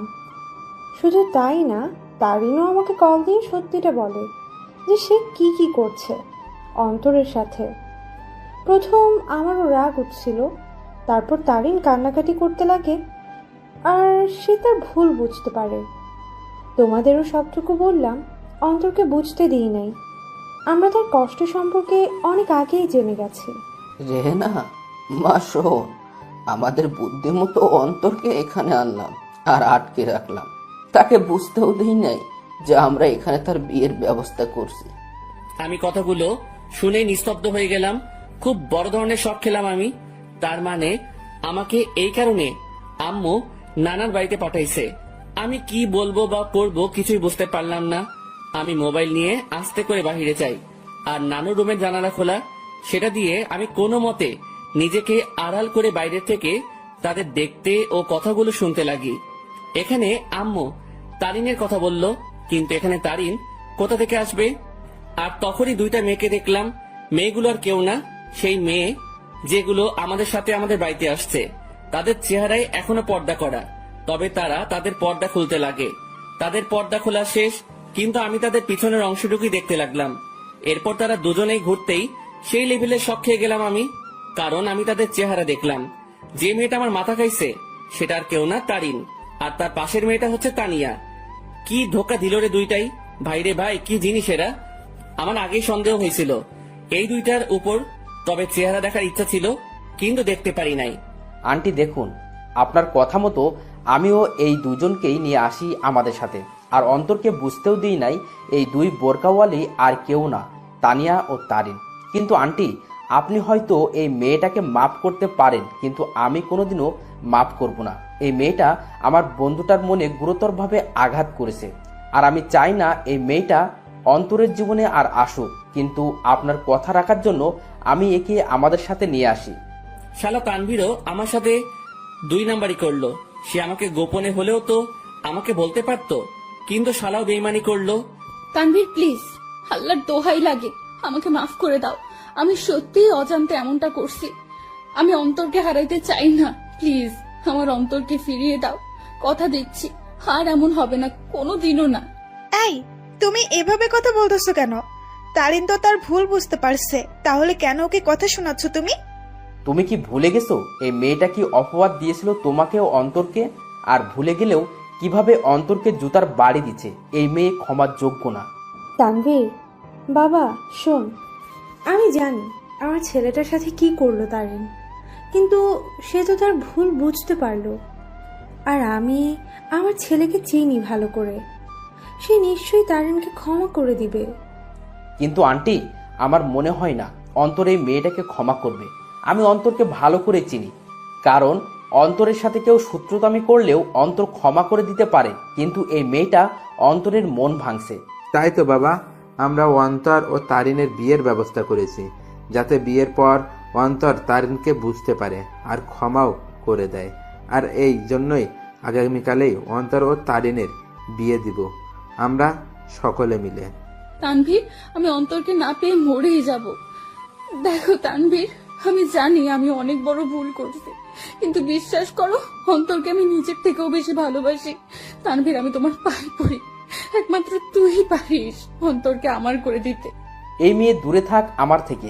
আর আন্টি আঙ্কেল যেহেতু আপনার অন্তরকে না জানিয়ে অন্তরের বিয়ের ব্যবস্থা করছেন, যদি অন্তর জানতে পারে যে আপনাদের প্ল্যানে আমি জড়িত, তাহলে অন্তর আমাকে কখনোই ক্ষমা করবে না। তাই আপনারাও কেউ বলিয়েন না যে আমি আপনার সাথে ছিলাম। কিন্তু তানভীর, আমি তো সত্যিটা জেনেই গেছি। আর কথা রইল বিয়ের, সেটা তখনই হবে যখন আমি এখানে থাকবো। তার আগেই আমি এখান থেকে কেটে পড়বো। ঠিক আছে বাবা, আমরা এটা বলবো না যে তুমি সব জানতে। আমরা ব্যাপারটা লুকাবো অন্তর থেকে। এবার আমার সামনে সকল সত্য চলে আসলো। বাহ, ভালোই তো প্ল্যান করছে। আর কি বললো তারিন? সে আমাকে ভালোবাসে, তাই না? আর ভালোবাসা লাগবে না, বিয়ে তো দূরে থাক, তার চেহারাও দেখতে আমি ইচ্ছুক নই। আমিও চলে গেলাম। কোনো মতে রাত 8টা পর্যন্ত বাহিরে কাটালাম। আমি বাড়ি আসলাম আর দেখলাম তারা কথা বলতেছে।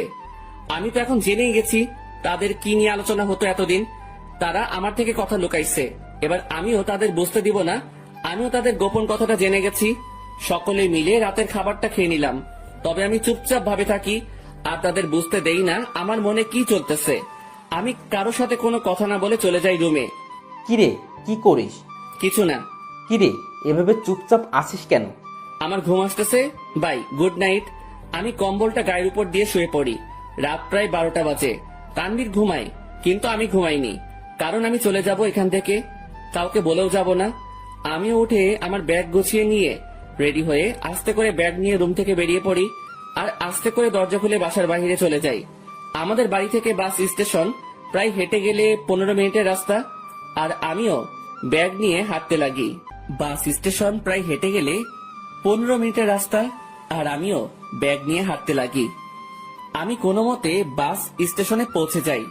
সেখানে গিয়ে মামা তানভীরকে SMS করে দেই যে আমি চলে যাচ্ছি, আমার জন্য চিন্তা না করতে। ব্যাস, মেসেজ দিয়ে মোবাইলটা অফ করে দেই আর বাস স্টেশনে বসে আছি।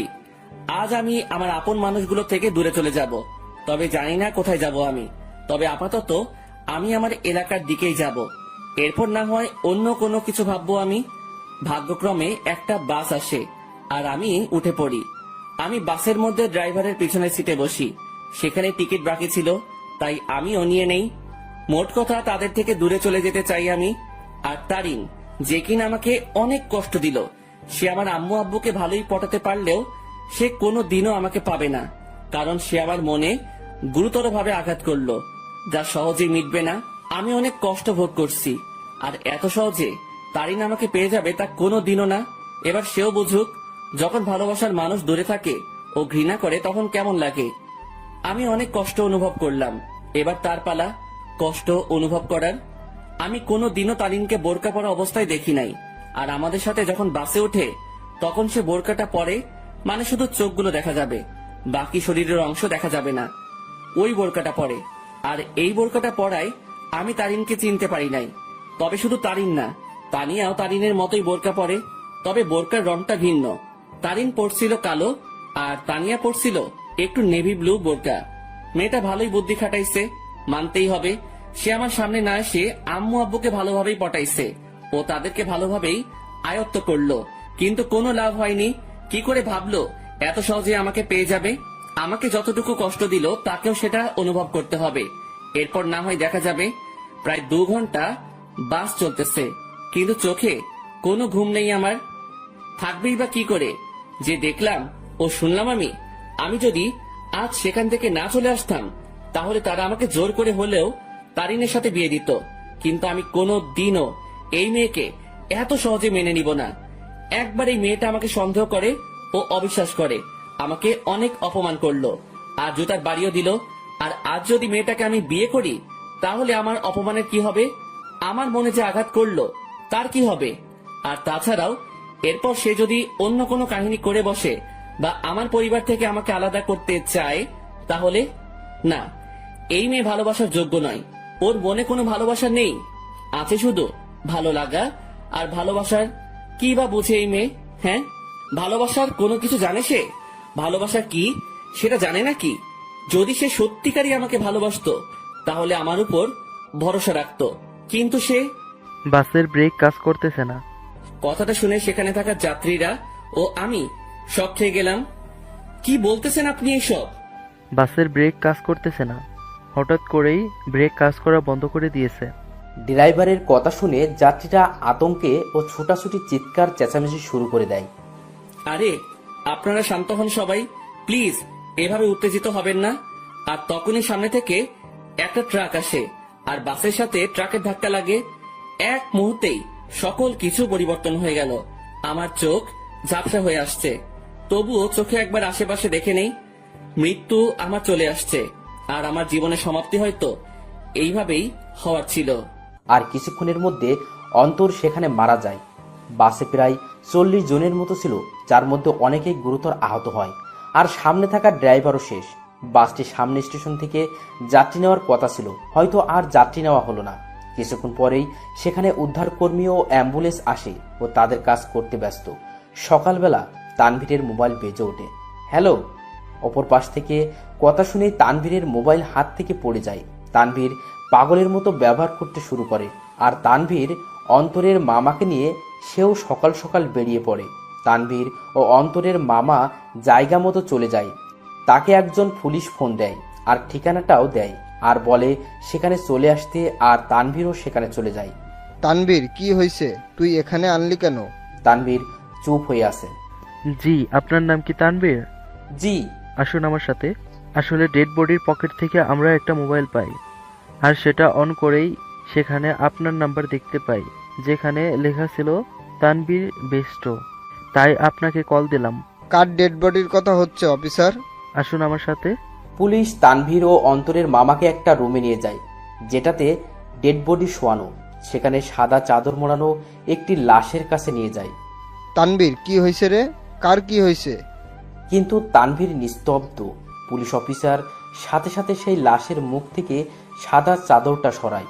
সাথে সাথে অন্তরের মামা লাশ দেখে থমকে যায়, কারণ এটা তার ভাগ্নে অন্তরের ডেড বডি। এই তানবীর, এটা কে? দেখতে তো পুরাই আমাদের অন্তরের মতো লাগতেছে। তানভীরের সাথে সাথে সেই বডিটা ধরে চিৎকার করে কান্না করতে লাগে, কারণ আজ তার বন্ধু তার থেকে বহুদূরে চলে গেছে, যেখান থেকে আর কোনোদিনও ফিরবে না। এই অন্তর, এভাবে শুয়ে আছিস কেন? এই অন্তর, দেখ ভাই, এভাবে শুয়ে থাকিস না, কথা বল ভাই। এই তুই না আমাকে ভাই ডাকছিস, আর তুই না বলতি তুই আমার কথা শুনবি, তাহলে শালা এভাবে শুয়ে আছিস কেন? এই অন্তর। এই তুই কাকে অন্তর বলতেছিস তানবীর? আমাদের অন্তর তো বাসায়। আর তখনই অন্তরের মামার মোবাইলে কল আসে, আর দেখে তার বোন কল দিছে। কি রে ভাই, কই গেছিলি? আর তানভীর, অন্তর কই?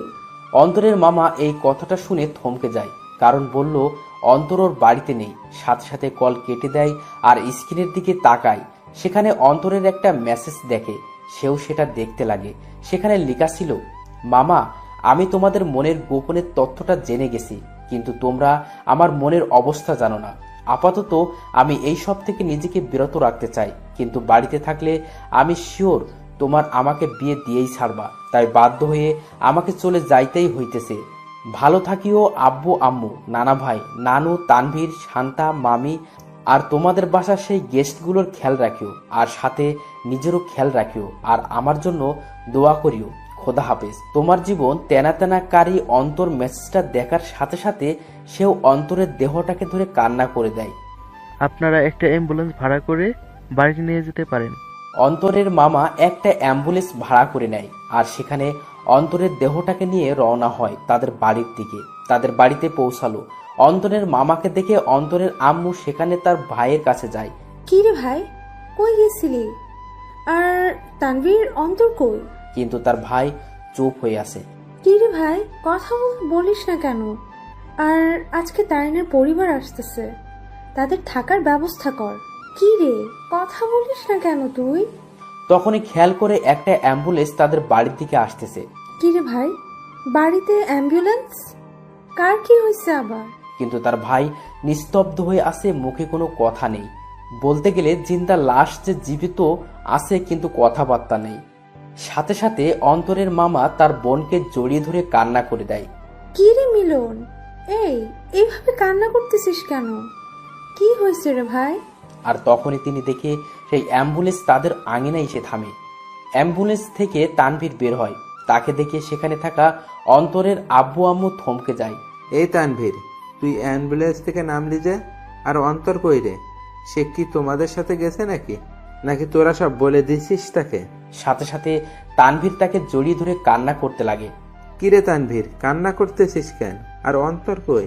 তানভীর, কি রে বাবা, তুই আর মিলন মিলে এভাবে কান্না করতেছিস কেন? সেখানে থাকা একটা লোক মুখের থেকে চাদরটা সরায়। লাশের চেহারা দেখেই আঙিনায় উপস্থিত অন্তরের আম্মু, আব্বু, নানা ভাই, মামি সকলেই বড় ধরনের ঝটকা খেয়ে গেল। সাথে সাথে অন্তরের আব্বু আম্মু, নানা ভাই সেই লাশের কাছে গেল, আর তারা দেখলো তাদেরই অন্তরের সেই সাদা চাদর গায়ে মরিয়ে চোখ বন্ধ করে আছে। এই আব্বু, কি রে, তুই এভাবে শুয়ে আছিস কেন? কি রে, কি হয়েছে তোর? কথা বলিস না কেন? অন্তর, বাবা, কি রে, এভাবে এখানে শুয়ে আছিস কেন? কি হয়েছে তোর? কথা বলিস না কেন? এই তানভীর, আমাদের অন্তর কথা বলে না কেন? ওর কি হয়েছে? নাকি তোরা সব সত্যি বলে দিছিস বলে রাগ করে আছে আমাদের উপর? কি রে তানভীর, মিলন, কথা বলিস না কেন? অন্তর এইভাবে শুয়ে আছে কেন? কিন্তু তানভীর আর তাদের মিলন মামা কান্না করেই যাচ্ছে। কাল রাতে বাস অ্যাক্সিডেন্টে উনি মারা যান। কি যাতা বলতেছেন এগুলো? আমার ছেলে বাড়ি ছিল, ও কি করে নাকি ফাইজলামি করতেছে এই বেয়াদবটা? আমার রাগ উঠে গেছে, কিন্তু এইসব নিয়ে কি ফাইজলামি করিস অন্তর? এইসব কোনো মজা করার ব্যাপার? উঠ বলতেছি, না হলে কিন্তু একটা মারও মাটিতে পড়বে না। তারা অন্তরকে অনেকবার জাগানোর চেষ্টা করলো, কিন্তু অন্তর তো আর জাগবে না। সে চির নিদ্রায় চলে গেল, যেখান থেকে আর ফিরবে না কোনোদিনও। আব্বু, কথা বলিস না কেন তুই? একটুবার কথা বল বাবা। কি রে আব্বু, কথা বল না। সাথে সাথে অন্তরের বাবা মা দুজনই অন্তরের দেহটাকে জড়িয়ে ধরে কান্না করে দিল। তারিন আর তানিয়া বাড়ি থেকে বের হয়ে দেখে বাড়ির আঙিনায় অনেক মানুষ। কিরে, এখানে এত মানুষ? বিয়ে তো ঘরোয়া পরিবেশে হবে বললো, তাহলে এত মানুষ আর কান্নাকাটির আওয়াজ পাচ্ছি কেন? চল তো দেখি কি হয়েছে। তারপর তানিয়া ও তারিন সেখানে গেল। কিরে, আন্টি এভাবে কান্না করতেছে কেন? কি হয়েছে? আঙ্কেলও কান্না করতেছে। কি হয়েছে রে? তারিন অন্তরের আম্মুর কাছে যায়। সেখানে গিয়ে যখনই অন্তরের আম্মুর কাঁধে হাত দিবে তখন সে সেখানেই নিস্তব্ধ হয়ে যায়। তার মুখ দিয়ে আর কোনো কথা বেরোচ্ছে না। সেও সাথে সাথে সেখানে বসে পড়ে। আন্টি, অন্তর এভাবে শুয়ে আছে কেন? কি হয়েছে ওর? কিন্তু তারা সকলেই কান্না করেই যাচ্ছে। কি হলো আন্টি? অন্তর এভাবে শুয়ে আছে কেন? হাই অন্তর, তুমি এভাবে শুয়ে আছো কেন? কি হয়েছে তোমার? এইভাবে সাদা চাদর গায়ে কেন তোমার? হাই অন্তর, কথা বলো না কেন? আঙ্কেল আন্টি, অন্তর এভাবে শুয়ে আছে কেন? কি হয়েছে? কথা বলতেছেন না কেন আপনারা? কিন্তু কারো কোনো মুখে কথা নেই, শুধু কান্না আর কান্না। হাই কলিজা, এইভাবে শুয়ে আছো কেন? আমি জানি তুমি আমার উপর অনেক রাগ করে অভিমান করে বসে আছো, কিন্তু বিশ্বাস করো আমি সত্যি তোমাকে ভালোবাসি। হ্যাঁ, আমি অন্যায় করেছি তোমার সাথে আর বিশ্বাস রাখি তোমার সাথে, কিন্তু আমি আমার ভুল বুঝতে পারছি। তাই একটিবার আমাকে সুযোগ দাও, আর কোনোদিন এমনটি করবো না। সত্যি বলতেছি তোমাকে। কি হলো, কথা বলো না কেন তুমি? হাই কলিজা, একটিবার কথা বলো না, আমি তোমার পায়ে ধরতেছি। এই আর একটিবার সুযোগ দাও আমাকে, দোয়াই লাগে তোমার। এইভাবে চুপ দেখো না প্লিজ। দেখো, আমার কিন্তু ভয় লাগতেছে। আর তুমি এইভাবে চুপচাপ শুয়ে আছো কেন? কথা বলো না। দেখো, এভাবে চুপচাপ দেখো না। আমার আর এমন ভুল আমি করবো না। সবসময় তোমার প্রতি বিশ্বাস রাখবো। হাই কলিজা, কথা বলো না কেন? কি হয়েছে তোমার? তারিন অন্তরের হাত ধরে উঠালো আর সাথে সাথে পড়ে যায়। আর তখনই তানিয়া এসে তারিনকে ধরে আর নিয়ে যেতে লাগে। আই তানিয়া, ছাড় আমাকে। আমার কলিজার কথা বলে না কেন? কি হয়েছে ওর? আমাকে ছাড় বলতেছি। তারিন, অন্তর আর কথা বলবে না রে। সে আর কোনো দিনও আমাদের সাথে কথা বলবে না, হাসি ঠাট্টাও করবে না। সে আমাদের একা করে দিল রে। রাগ তো আমার সাথে করলো, তাহলে তোরা একা কি করে হবি? আর দেখি, ছাড় আমাকে, আমি ওর কাছে যাব। ওইখানে শুয়ে আছে আমার উপর রাগ করে, আর আমার সাথে কথাও বলে নাই রাগ করে। দেখি, ছাড় আমাকে, আমি ওকে মানিয়ে নিব। দেখবি, ও আমার সাথে কথা বলবে। ছাড় বলতেছি আমাকে। তারিন সেখানেই পাগলামো শুরু করে দেয়।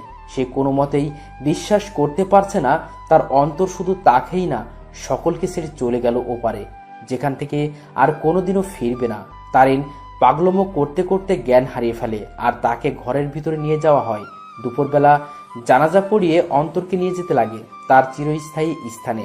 আজ এক আব্বুর কাঁধে তার ছেলের লাশ, এক বন্ধুর কাছে তার ভাই স্বরূপ বন্ধুটির লাশ হয়ে শুয়ে আছে, আর এক হতভাগা মামা যার সাথে হাসি মজা করে বেড়ানো ভাগ্নেটার লাশের খাট বহি করে নিয়ে যাচ্ছে তার চিরস্থায়ী স্থানে। অন্তরকে কবরে শোয়ানো হয়, তাকে মাটি দেওয়া হয়। আজ সেই কবরে দাফন হয়ে গেল কারো ছেলে, কারো ভাগ্নে, কারো প্রিয় বন্ধু আর কারো ভালোবাসা। সকলকেই সেখানে অন্তরের জন্য দোয়া করে চলে যায়। তবে সেখানে বসে বসে তিনজন হতভাগা মানসিক কান্নায় ভেঙে পড়ে বসে আছে। আজ অন্তরের মামা ভাবতে লাগে সেই দিনগুলো যখনই অন্তর তাকে জ্বালিয়ে বেড়াতো, কিন্তু আজ থেকে সেই মামাকে আর কেউ জ্বালাবে না। আজ এক বন্ধু তার সুখ দুঃখ ভাগ করা বন্ধুকে হারিয়ে ফেললো। আজ একজন বাবা তার শাসন করা ছেলেটাকে হারিয়ে বসে আছে। সব সময় অন্তরকে বকা দিয়ে বেড়াতো, কিন্তু আজ থেকে সেই বকাগুলো আর কাউকে দিতে পারবে না। অন্যদিকে তারিনের জ্ঞান ফিরে সে দেখে অন্তরের আম্মু কান্না করতেছে, আর তানিয়া তাকে সামলাতে সামলাতে কান্না করতে লাগলো। এই, তোমরা সকলে কান্না করতেছো কেন? আজকে না আমার আর অন্তরের বিয়ে, আর বিয়েতে তো মেয়েরা কান্না করে, তাহলে তোমরা ছেলের মা ছেলের বান্ধবী হয়ে কান্না করতেছো কেন? আরে যাও, তাড়াতাড়ি আমাকে রেডি হতে হবে। এই তানিয়া, তাড়াতাড়ি আমাকে রেডি করে দে, কাজী সাহেব চলে আসবে যে কোনো সময়। আর অন্তর রেডি হইছে, দেখ না। আর শোন, তানভীরকে বল না অন্তরকে রেডি হওয়া অবস্থায় একটু ছবি দিতে, আমি একটু দেখবো আমার কলেজাটাকে। তানভীরকে বল না অন্তরের ছবি দিতে, আমাকে রেডি করে দে। আমি শাড়ির আঁচল সামলাতে পারি না, কিন্তু ও বলছিল শাড়িতে নাকি আমাকে দারুণ মানাবে, আমি ওর জন্য শাড়ি পরবো। তারিন, কি হয়েছে? আর আন্টি, সরি আম্মু, একটু রেডি করে দাও না, কাজী সাহেব চলে আসবে তো, আমাকে আবার অন্তরকে মানাতে হবে। তারিন সেখানে পাগলের মতো ব্যবহার করতে লাগলো। তারিনকে অনেকবার বোঝানোর চেষ্টা করা হলো অন্তর অনেক দূরে চলে গেছে, কিন্তু সে তা কোনো মতেই মানছে না। তারা বুঝতে পারলো অন্তরের অকাল মৃত্যু তারুণের মাথার এফেক্ট করেছে, তাইও সে পাগলের মতো আচরণ করতে লাগলো।